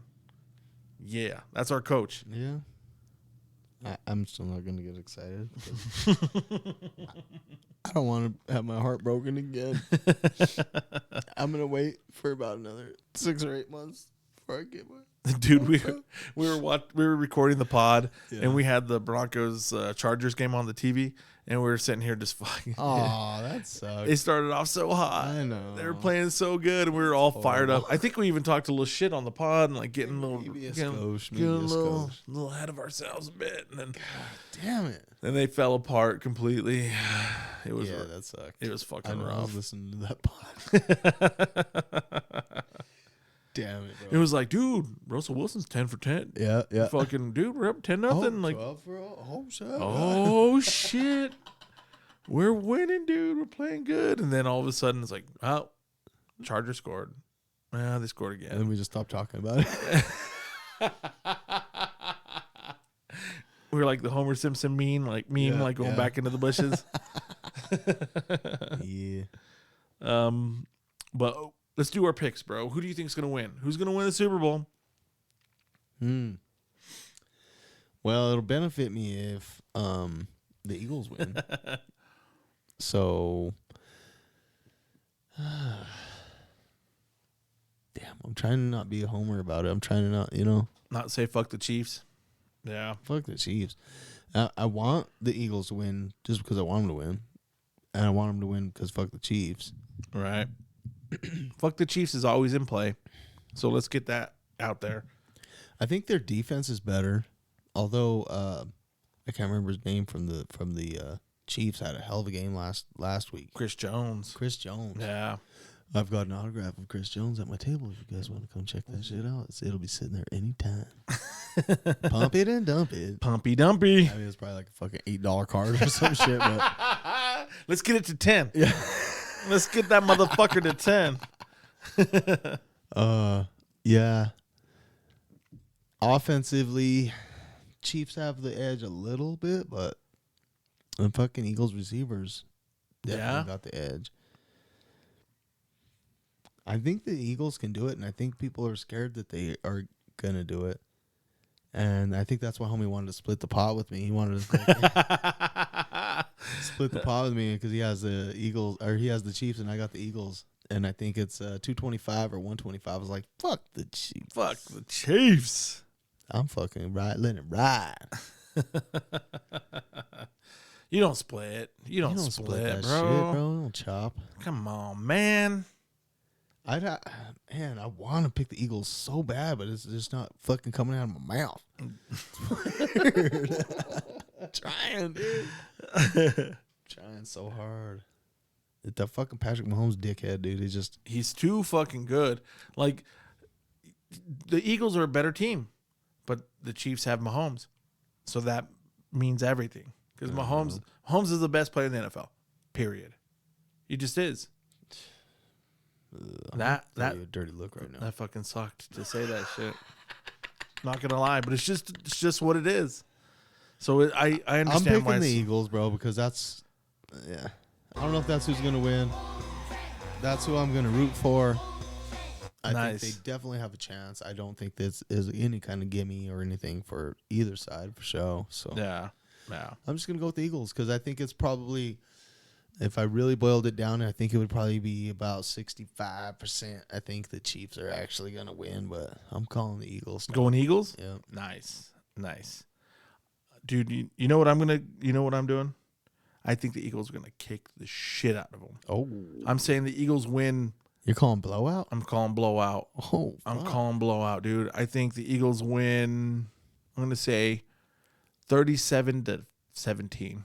Damn, 20 points, huh? That's right. 37-17. What's the spread? I think it's Eagles by 1. Really? I think the Eagles are favored? favored by like 1.5, I think, something like that. Interesting. It's tight. It's real tight. But I think the Eagles are going to fucking stomp them. And it's because what they could do on defense. I bet you that flip-flops by the fucking Super Bowl. Think so? Think the By Chiefs, about a point. because people are betting so much, Yeah, it's going to swing it back. it might. Yeah. It's true. Damn, that's crazy. I didn't think they would be the opening favorite. No. Yeah, they were. I think they were even up. I think they were even at 3 at a certain point, and it's like kind of whittled down. I want to say they opened up at 3. Wow. Yeah. Maybe not then. That's pretty big. Yeah. But I honestly think the Eagles are going to kick the shit out of them. They haven't blinked all season long. There is 0 things pointing towards the Eagles not playing well. Nothing. Not really. Other than that they got to hit a brick wall at some point, and that happens sometimes. That does happen. Sometimes it happens in the Super Bowl. Sometimes it happens in the Super Bowl. Sometimes after the week off, and It's blah, true. blah, blah, and you know, It was like the 2015 Panthers. there's not a single member of the team left from the last Super Bowl win. From the Eagles? You're kidding I saw me. him say that on That- ESPN. no, on that's- ESPN the other day. That can't be right. Jason Kelsey won the Super Bowl with the Eagles. Oh, maybe they were saying. Okay, maybe I'm wrong. Yeah. Maybe they're saying the defense or something. Maybe. No, Fletcher Cox has been there forever. Yeah. Okay, I misheard. Shit, we fucked up. Shit, we fucked up. Let's rewind it. But no, yeah, I'm pretty sure they had a couple boys still. Okay. The Broncos don't. No, they have Brandon McManus. That's the only guy for the Broncos. Wow. Yeah. And Yeah, fucking, he might not be there next year. he might not. So, yeah, I think the Eagles are going to stomp their ass. You see what they did to the 49ers? They fucking hurt everybody. Like, every quarterback they put in there got destroyed. Like, that defense has the third most sacks in NFL history as a The defense. Chiefs line is pretty fucking good though, compared to the other teams. They're good. They're good. And see, the thing is like if they had a completely healthy Mahomes, I would say it might be a little bit closer. Or Yeah. possibly the Chiefs could win. That's really gonna matter is how mobile is he. If he can't Was scoot, he able to keep it loose this whole time? And- right. If he can't scoot like he normally could, then he's going to be in trouble because this Eagles defense could get after the quarterback. Yeah. They really can. And if they get like 2 or 3 big hits on Mahomes early, it might be a long day for the Chiefs. Yeah. And their receiving core isn't up to snuff. Granted, Mahomes' skill set does definitely like kind of shade some of that, Yeah. but I just don't think they have the juice. Yeah. Yeah. If they had some better receivers, that might be a little different. I don't see a way the Chiefs could win this game. I just don't. Yeah, that Pacheco has some fucking flashes. He does. Pacheco's solid, He and has so a is fucking huge game. That would be about their best fucking. yes. Yeah. Pacheco and what's the other kid's name? McKinnon. They both had great seasons. They both played really well. Pacheco was a great pickup, dude. I know. I almost drafted in fantasy too, and I didn't. I was like, "Damn, you dumb motherfucker." I played fucking Clyde Edwards-Helaire. Like I drafted Same, bro. CEH, and he had a couple of decent games at the beginning. So I was like, uh-oh. Yeah. And then he fell flat on his face. Dumb. I think I cut him after like week 9. Yeah, same. Yeah. Went with the wrong Chiefs guy. I mean, I thought Pacheco, dude, there's no way. Way. There's no way. Pachuco's the loco. Pachucos can't run, I say. They have their Dickies on and their Cortezes. They can't run fast. I can get away with those jokes because I am Hispanic, so no hate, please. No hate. Also, one thing I wanted to ask you, like even more important than any of the other shit about the Super Bowl, Yeah. what are you cooking, dog? Fuck, dude. I don't even know. What the fuck are you cooking? Probably something in the smoker. Yeah. Maybe some kind of poke. Pork? Smoker. I like to throw a few hot dogs in there for lunch while the fucking smoker's going, dude. Ooh, nice. Yeah, I stick a couple of hot dogs in there for like a half hour, dude. In the smoker? Oh my god. I've never thought to smoke a hot dog. It's not worth it to fire up a smoker for a hot dog, but if you got it going That's for true, some yeah. pork butts or something, and fucking Yeah. just throw them in there with that, dude. Fucking about a half hour pulled up. Oh, it's like best hot dog you ever had, dog. Yeah. I bet, dude. My Damn. mouth's watering right now. Man. You gotta get some good hot dogs. You can't just throw some fucking chicken weenies in some- there. Bro. At least some all beefs. You got to throw in a little like Hebrew National or Oh, dog. like fucking some Nathan's. First time I've been into a Hebrew National, I was like, holy shit, that's a hot dog. That's a I'm hot used dog? to them gristly ass sons of bitches. 39 cents a pack. Made of fucking Got bone in it. And lips and assholes. fucking cartilage and bone. Crunchy ass hot dogs, bro. Yeah. God damn. I think I got Spitting out little bits of bone and shit. a piece of femur in that one. No, I have to try that, dude. I've never smoked a hot dog. Take the gay overtones out of that, please. I've never smoked a hot dog. But yeah, no, I like to do pork loin. They don't take as long. They can be a little dry though, so you have to brine it. Yeah. Which just basically means soak it in sugar, salt water. Mm-hmm. Sugary salt water. overnight, and then season her up, slap her in a smoker. Some hot diggity dogs. I don't know. It kind of depends on how much I'm liking people that day too. Could be a pizza kind of day. We'll see. It could be. I'm gonna order some Little Caesars. No, I'm gonna cook some. We'll see. Yeah. My pops and I are gonna make some chicken enchiladas. Fucking A. Yeah, we're going straight beaner, all the way, dude. We're going chicken enchiladas, and I'm gonna make a 7-layer dip, and then we're gonna have fucking Coronas, Bam. little Coronas, not Coronitas, but we'll have some Not Coronas. the little baby fucking shit. Not the shot glass Coronas. We're gonna have the real deal. The little baby joints I was drinking last week. Shit. But we'll move on, bro. We'll move on. We'll get off the Super Bowl. We'll come back, and then next week I'll bring the paper with our picks that we had preseason. Like we picked the division winners, we picked the playoffs, we picked Super Bowls, and then we'll go back and see how fucking fucked up we were. Word. But that will be coming next week. But our next topic under the sports element is about Kyrie Irving, dude. Kyrie got traded to the Dallas Mavericks. It looks like the Mavericks got Kyrie, of course, and Markieff Morris. And the Nets got Spencer Dinwiddie. That's another CU alumni. Spencer Dinwiddie went to CU. Dorian Finney-Smith, and they got a 2027 second-round pick.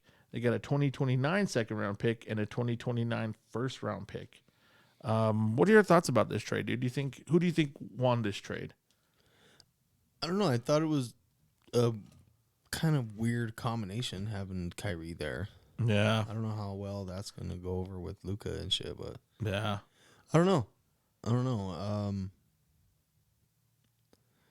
That's weird to me, kind of. Yeah. I'm not sure how. I mean, he's kind of been a fucking pain in the ass everywhere he's gone. He's been to take a word from your dictionary, he's been a bozo. he's been a fucking He's bozo. been a fucking bozo. Yeah. So, I don't know, man. I don't know. Yeah. Fucking Antonio Brown, motherfucker, bro. Kinda. Yeah. Like He's every the baddest dude in the league, kind of, if he had his shit together. Mm-hmm. Yeah, it's almost identical to Antonio Brown. Yeah, that's what he reminds me of, bro. Mm-hmm. Yeah, it's true. No, I fucking can't stand him, but when you watch him play every once in a while, you're like, whoa. Yeah. He's good. Yeah. He has a fucking boatload of talent, there's no doubt. Can he keep it together long enough for the Mavericks to make a run this year? I don't know. Is it too little too late? Is it weird? Is it oil and water? Is it? Right. I don't know. It's kind of a weird move for the Mavericks to make. Yeah. You would think that they would want to bring in a big caliber player, so I understand that, but like why would you want to mix your young guy, your young superstar Yeah, it's just with like the most toxic fucking player in the NBA by far? Yeah, I mean, I have a feeling. I guess your original question was who won. I mean, I think the Nets are over there going.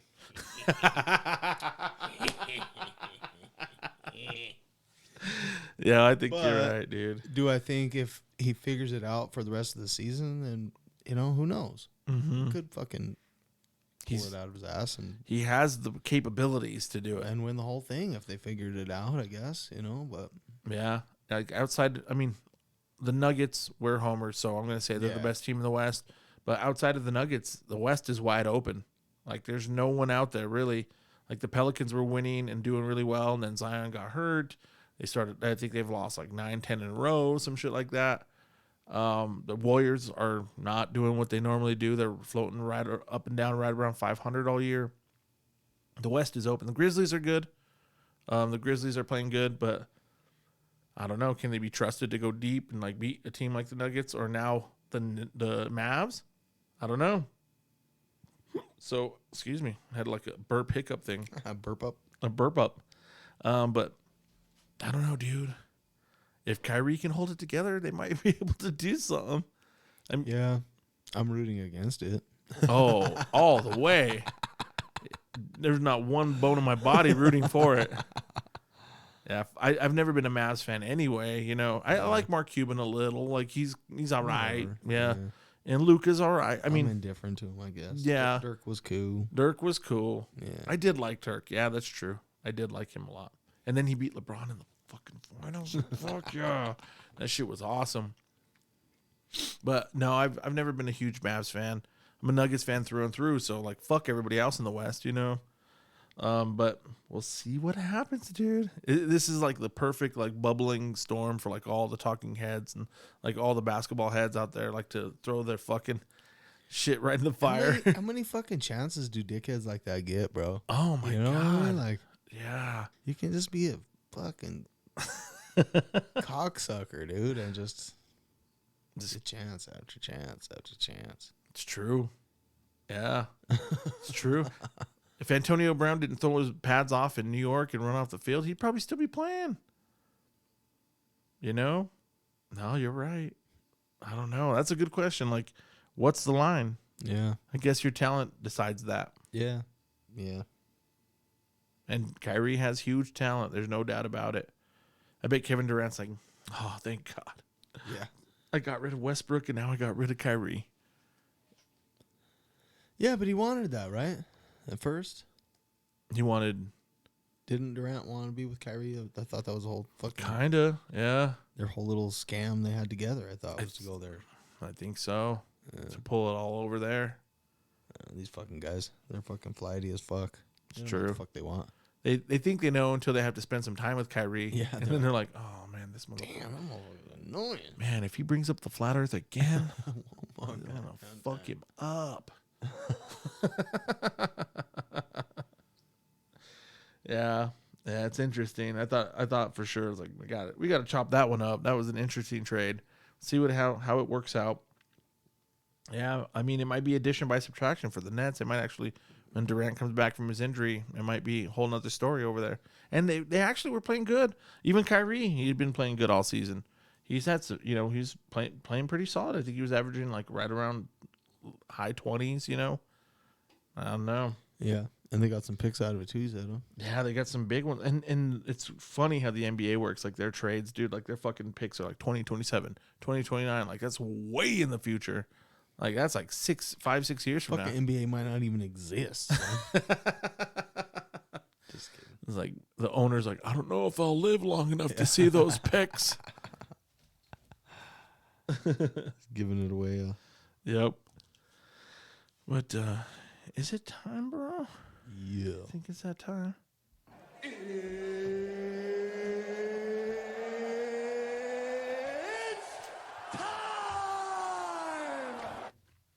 Cool. So last fucking weekend, Sergei Spivak dusted Derek Lewis, kind of putting his dick in the dirt, bro. I don't know, Lewis has lost his last few fights. He was the hype for a minute, man. He was right there and just falling like a meteor. Yeah. I don't know. He just kind of lost his mojo. Put him out. Yeah. Put him out to pasture. Getting close. He might be getting close to getting cut from the UFC, so who knows? Getting sent to the glue factory. Off to Bellator. But along with that fight, there wasn't a ton of other. I mean, there wasn't a ton of other big names. But what was actually going on was it was the road to the UFC finalists. So the road to the UFC was basically, I guess it's kind of sort of like the Asian Ultimate Fighter. Oh, really? So it was the second time they did it. The last time they did it was like, I don't know, probably 5 years ago or so. And this one was in Singapore. And so it was like Asian guys, kind of like Ultimate Fighter, like tournament, whatever, kind of same concept. And so they had like the finales here. And this fight was actually supposed to take place in Seoul, Korea.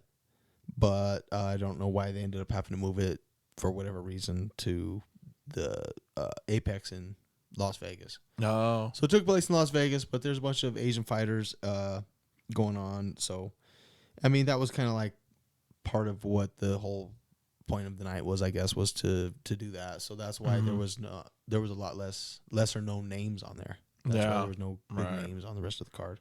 It was like they held Mortal Kombat in Las Vegas. Yeah, so it was like the finishing fights for all that. So it was okay. There was some nice finishes and stuff.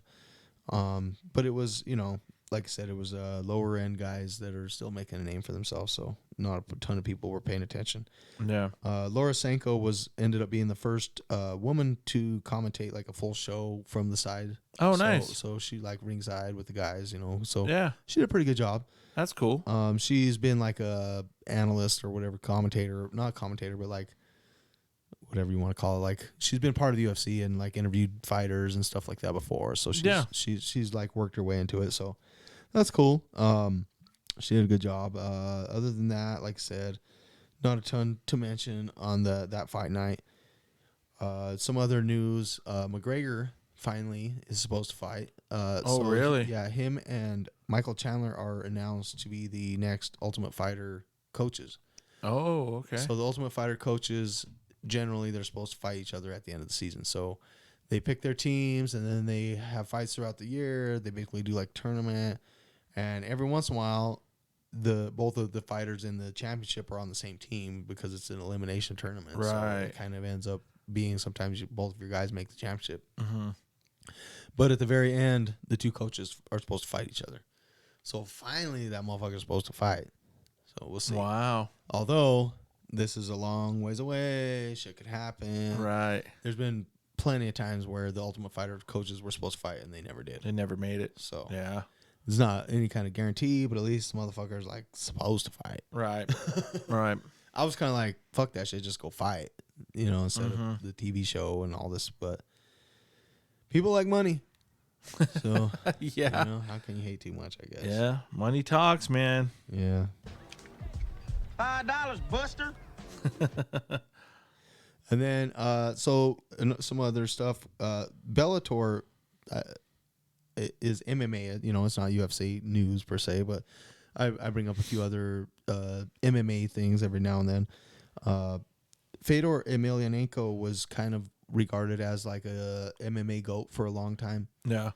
And he was in Pride, he was in Strikeforce, he was in Bellator, and he was a champ in all. I don't think he was ever the champ in Bellator, but he was the light heavyweight champ in Pride for a long time, and then he was in Strikeforce for a minute at Bellator. His overall record was 47-1. So pretty good. Pretty good. Yeah. A lot of people regarded him as kind of the GOAT, but he never actually fought in the UFC. Mm-hmm. So the UFC tried to sign him a few times. They couldn't come to terms or whatever. Some people say it's because he didn't want to deal with like the testing per se, or Right. he was scared, whatever. Either way, they never made it happen. And, a lot of people, for what he did in Pride and everything, like I said, they regard him as the GOAT. But even Dana White was kind of like, I don't know, he never fucking proved it here. So it was Right. a bigger stage, Right. which is true. He's not wrong. Yeah. So he fought, just under first tier guys Right. his whole career. So Right. all that being said, he just fought Ryan Bader just the other day, and Ryan Bader dusted him pretty good. Ryan Bader is he's a former UFC fighter who went over to Bellator and became the champ, and he's been pretty solid over there. I don't know if he would compete. He would compete in the UFC. I don't know if he would be able to do the same thing he's doing in the UFC, what he's doing over there. Right. Right. Bellator, and it's tough to say because they're separate, but it's kind of a lesser competition for the most part. And it's like, He's dominating over there. It's tough to say if he would do it in UFC or not because he's not there anymore. right. Is it like comparable to the minors? I mean, kind of. It's like, it's actually almost more like, not even quite old timers, but like usually once you don't make it in the UFC, that's where you go. Okay. It's not usually you go from Bellator to UFC. It's usually you kind of go from UFC to Bellator because you kind of weren't making it. making it, sort of. It's JV. Yeah. It's JV. You might be able to go back to UFC, but like, yeah. Yeah. Yeah. It's a stain on your career. A little. I mean, and they're yeah, it can be, I guess. If you never make it all the way to the UFC, or if you've never been in the UFC, it could be like a finishing place for your career, like a Twilight sort of thing, I guess. It's still respected, but it's not the UFC. It's like could be the senior PGA Tour. Yeah, and that's kind of the way like a lot of the other ones are still. There's PFL. There's still a handful of other ones that Yeah. they're not quite. And one fighter will start to dominate, and then usually UFC will go fucking snipe them. Yeah. Yeah. So it ends up being that all the other ones are kind of like a minor leagues. Yeah. Minor league, or where you go when you couldn't finish off in the you couldn't hang in the UFC. Mm-hmm. So Go get your last 3 fights in. yeah, Yeah. he gets to ride off into the sunset or whatever, and you know, like I said, he started off like I want to say 19-1, 20-1, something like that, and then you know he's lost I think 6 of his last 10 fights or so. Mm-hmm. So you know he's done. Yeah. But it would have been nice to see him in the UFC, just because there was a handful of guys like that, and that's what was cool when UFC bought Pride, because there was all those guys in Pride that everybody said, oh, those guys would fucking dominate in UFC. Right. And then they bought that, and then they like incorporated it. Same thing with WC. They incorporated it, and then yeah, some of them did, and some of them didn't. You know, but Yeah. it was like now at least we get to see. Now you know. Yeah. So Took all the ifs out. yeah, it takes all the ifs out. But you know that he's a GOAT. Whether he fought in the UFC or not, he may not be the GOAT like some people say, but he's GOAT-ish. He's a GOAT. He's got some goat-like tendencies. So next weekend you got UFC 284. There's some interesting fights. That's gonna be in Melbourne, Australia. So that's nice. That's always cool. Yeah. Australia is a fucking cool place for shit like that. Yeah. They get down. Some of the interesting fights is light heavyweight. Jimmy Crute's a fan favorite versus Alonzo Minifield.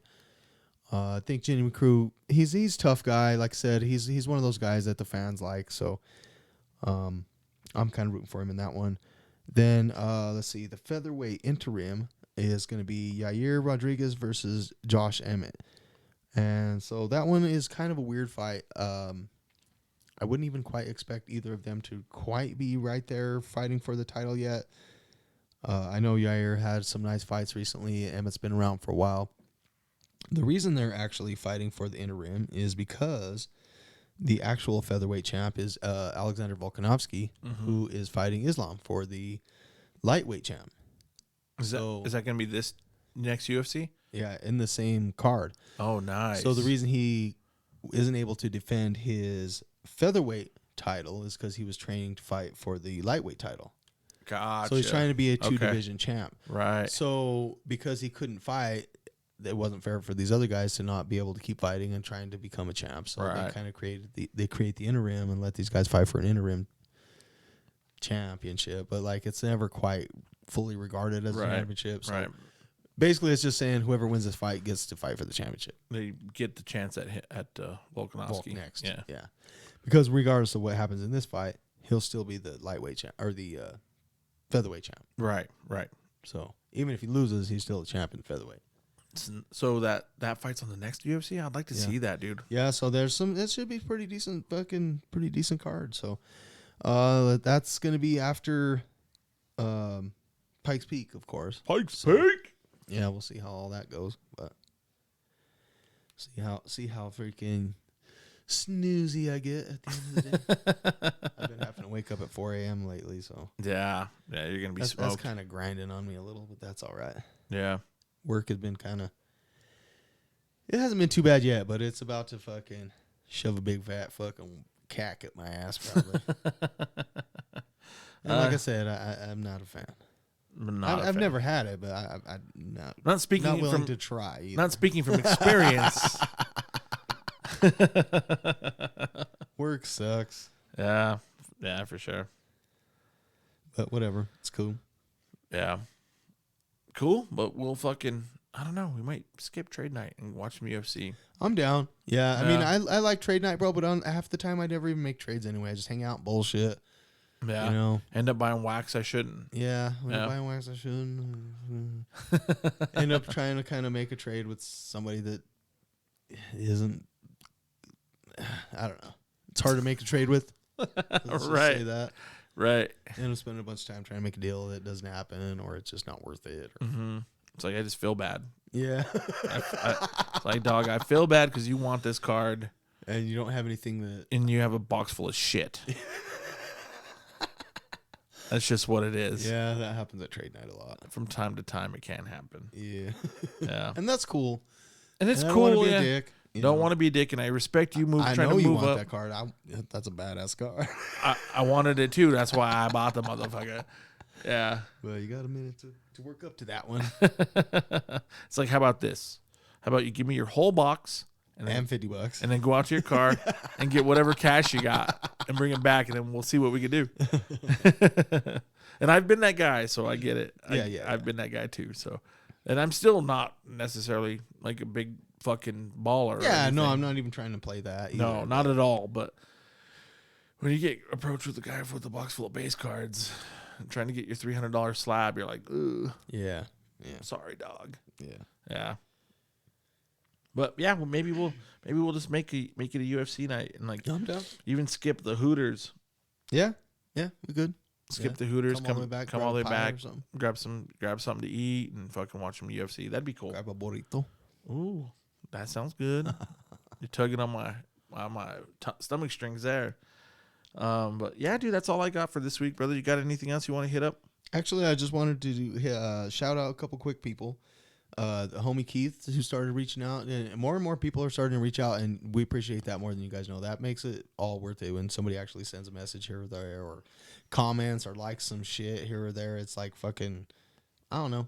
It's cool as fuck. Yeah, and we appreciate it. Yeah. So I ended up kind of making a trade with him and shit. So it worked out pretty cool. He sent us a little message. You overheard us talking about the Three Amigos. Obviously, Broncos fan favorite. Anybody Bronco country knows the Three Amigos. Obviously. Yeah.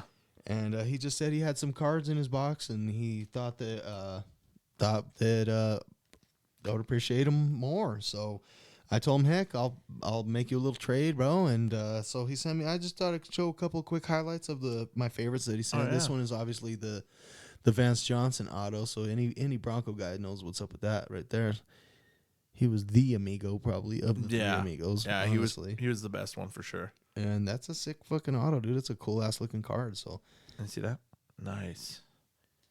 That's real cool. Yeah, and then Fuck we got Demaryius Thomas rookie patch and shit. You know, DT. pretty sick. Much love. Rest in from peace. A Bronco favorite. Rest in peace. Rest in peace, DT. And one of my favorite sets is the obviously I've even talked about it before, is the 24 karat gold action packed cards.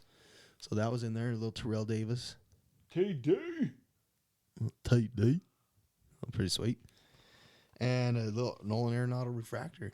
Oh, Obviously, nice. Overheard me talking about how much I love Nolan. Nice. So pretty sweet. And he's got a little brown stack coming his way. Should be getting that any day, homeboy.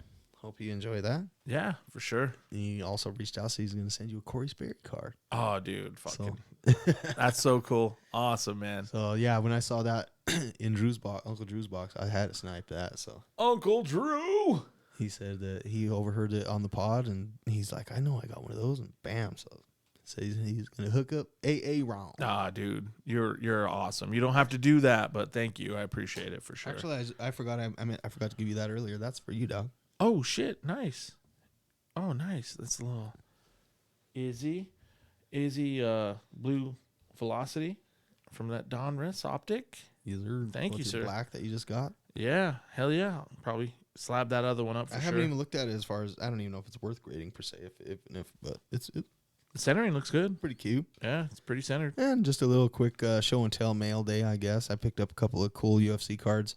Sweet. I ended up getting the Raul Rosas Jr., who was the youngest UFC fighter who won. And it's a Panini instant card because he doesn't have any cards yet in any sets. So they've been doing that with UFC guys a lot who aren't in the sets.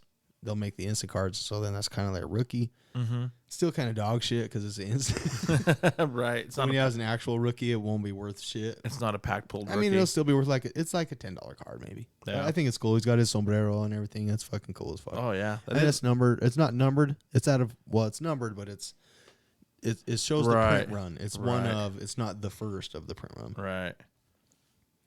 And then I picked up this fucking cool ass fucking card right here too. So this one is 2014. I don't know why they didn't put. They just put trading card on there. They didn't put what the card is. That's kind of weird. But it's a 2014 UFC Champions Habib Nurmagomedov autograph. Oh, that's dope. So I picked that up in just one of the UFC groups and saw it for sale. It was a good price. Snapped it up. Homie sent me a big old stack of cool fucking just random couple dollar cards too, along with it for free. So I was Nice. like, sweet, dude. They weren't just junk. It wasn't base. It was, Yeah. there was some nice color in there and stuff. Nice. I was like, wow, that's cool. That's real cool. This one's even numbered out of 188. So it's like his, let's see, I want to say third year, but it's in person or whatever, authentic auto, Nice. silver ink. I think it's pretty sweet. Fuck yeah, dude. Khabib is like another one that's considered a go. Yeah, he's 29-0. So Yeah. yeah, I mean, it's just authentic, but That's a sick I'm not card. sure why they didn't label what card it is. It's a little weird to me that it just says trading card. It's Right. not a fake card or something, you know, but Yeah, it's tops. yeah. Yeah. Yeah, so I don't know. Either way, I liked it. It was dope. Yeah, it's badass. So just a quick little mail day show off, I guess. Little show tell, and tell. And yeah, homie, hope you fucking enjoy your little package I sent you. Nothing too crazy, nothing special, but a couple little cool ones in there, hopefully. Yeah, for sure. Huge shout out. Thank you very much. Oh, also wanted to shout out to Relentless Daggers, man. It was good to hear from you too, homeboy. We were just talking about you the other day, kind of wondering about you, and it was good to hear from you. And hopefully, we might run into you at a show soon. You said so. Yeah, for That'd sure. be cool. Yeah, I hope you come by and we'll sit at the table and chat it up, man, for sure. Fucking A. Absolutely. Shit, it's been a minute since we saw you, dog. Might not recognize you. But yeah, either way, man. Good listening to fucking everybody, you know, or good reading everybody's messages. The interaction's dope. You know, if anybody wants to ever throw us a little review, a little like, little share, a little subscribe, that helps too. All that stuff is greatly appreciated. Absolutely. Absolutely. And it keeps us in whiskey. We need to like keep our whiskey stock up. So we appreciate Word. that. Yeah, absolutely. Oh, a quick little shout out to not really shout out, but like an announcement about like the card shows that are happening here in Colorado. This upcoming Saturday is going to be Pikes Peak. It's going to be at the Norris Penrose Arena. And it's a great show. Brant Brenner is the promoter. He's an awesome dude. I have the privilege of calling him a friend. So come and check out the Pikes Peak show. We will both be there. Fucking Also on March 4th. Oh, wait. On February 25th and 26th is going to be the Denver Card Shows at the Crown Plaza. Oh, yeah. And then after that, it's going to be on March 4th. It's going to be iCards up near DIA. And then on our show's on the 21st? 28th? 18th. 18th. March 18th. Damn, I don't even know when our show is. I just made a flyer for it this morning. Plus trade night. Oh, absolutely. So our show is going to be March 18th here in Pueblo, Colorado, at the Pueblo Community College Student Center. Welcome Center. So same building, just downstairs. Yeah, same building, downstairs. It's going to have a nice view of the plaza. It's going to be a dope show. And then we're going to have a trade night, same night, right after the show. It's going to be at Angelo's Pizza down on the Pueblo Riverwalk. We just got it put together, so we're going to be sending out some messages to all the Colorado peeps for sure, and we're going to be putting that out on our socials here real quick. So we're going to have a trade night. We're going to get a couple of pizza pies and probably a couple pitchers of beer, and we're going to get we have some tables that are going to be squared away for us, and come down and trade some cards. Hell yeah, and don't be scared to bring your shit, even if we fucking might have talked shit about. I mean, there's always somebody there. I mean, and it's not like I'm not willing to trade for small stuff. I just don't necessarily want to trade your whole bunch of small stuff for my big stuff. Right. I've got small stuff too. You know, I'll trade Yeah. you a $10 card for a $10 card. Absolutely. Yeah, I don't want to trade you 30 $10 cards for my $300 card. For sure. But yeah, no, man, that'd be dope. I hope fucking we get a little trade action going. That'd be cool. Absolutely. But we're going to try to get a little trade night going. So if you're... And we've got some big plans coming for the rest of the year too. We've got some dates lined up. We're just going to confirm them, and we should be able to get that out within a week or so. Let everybody start knowing what the rest of our schedule is going to look like. So Absolutely. So come check out this Colorado card scene. Don't sleep on it because it's on and popping. it's pretty dope. It's It really is, dude. Like we're part of it, so that's kind of makes it kind of cool too. But no, everybody around here is awesome. So come check it for sure. But we want to fucking thank you guys for everything, for all the shout outs, the cards. We're getting gifts from people. It's fucking awesome. We appreciate all you, and we appreciate you spending a little time with us and checking out the pod. That's all I got, man. So we'll catch you guys next week. Fucking A. Peace, guys. Peace.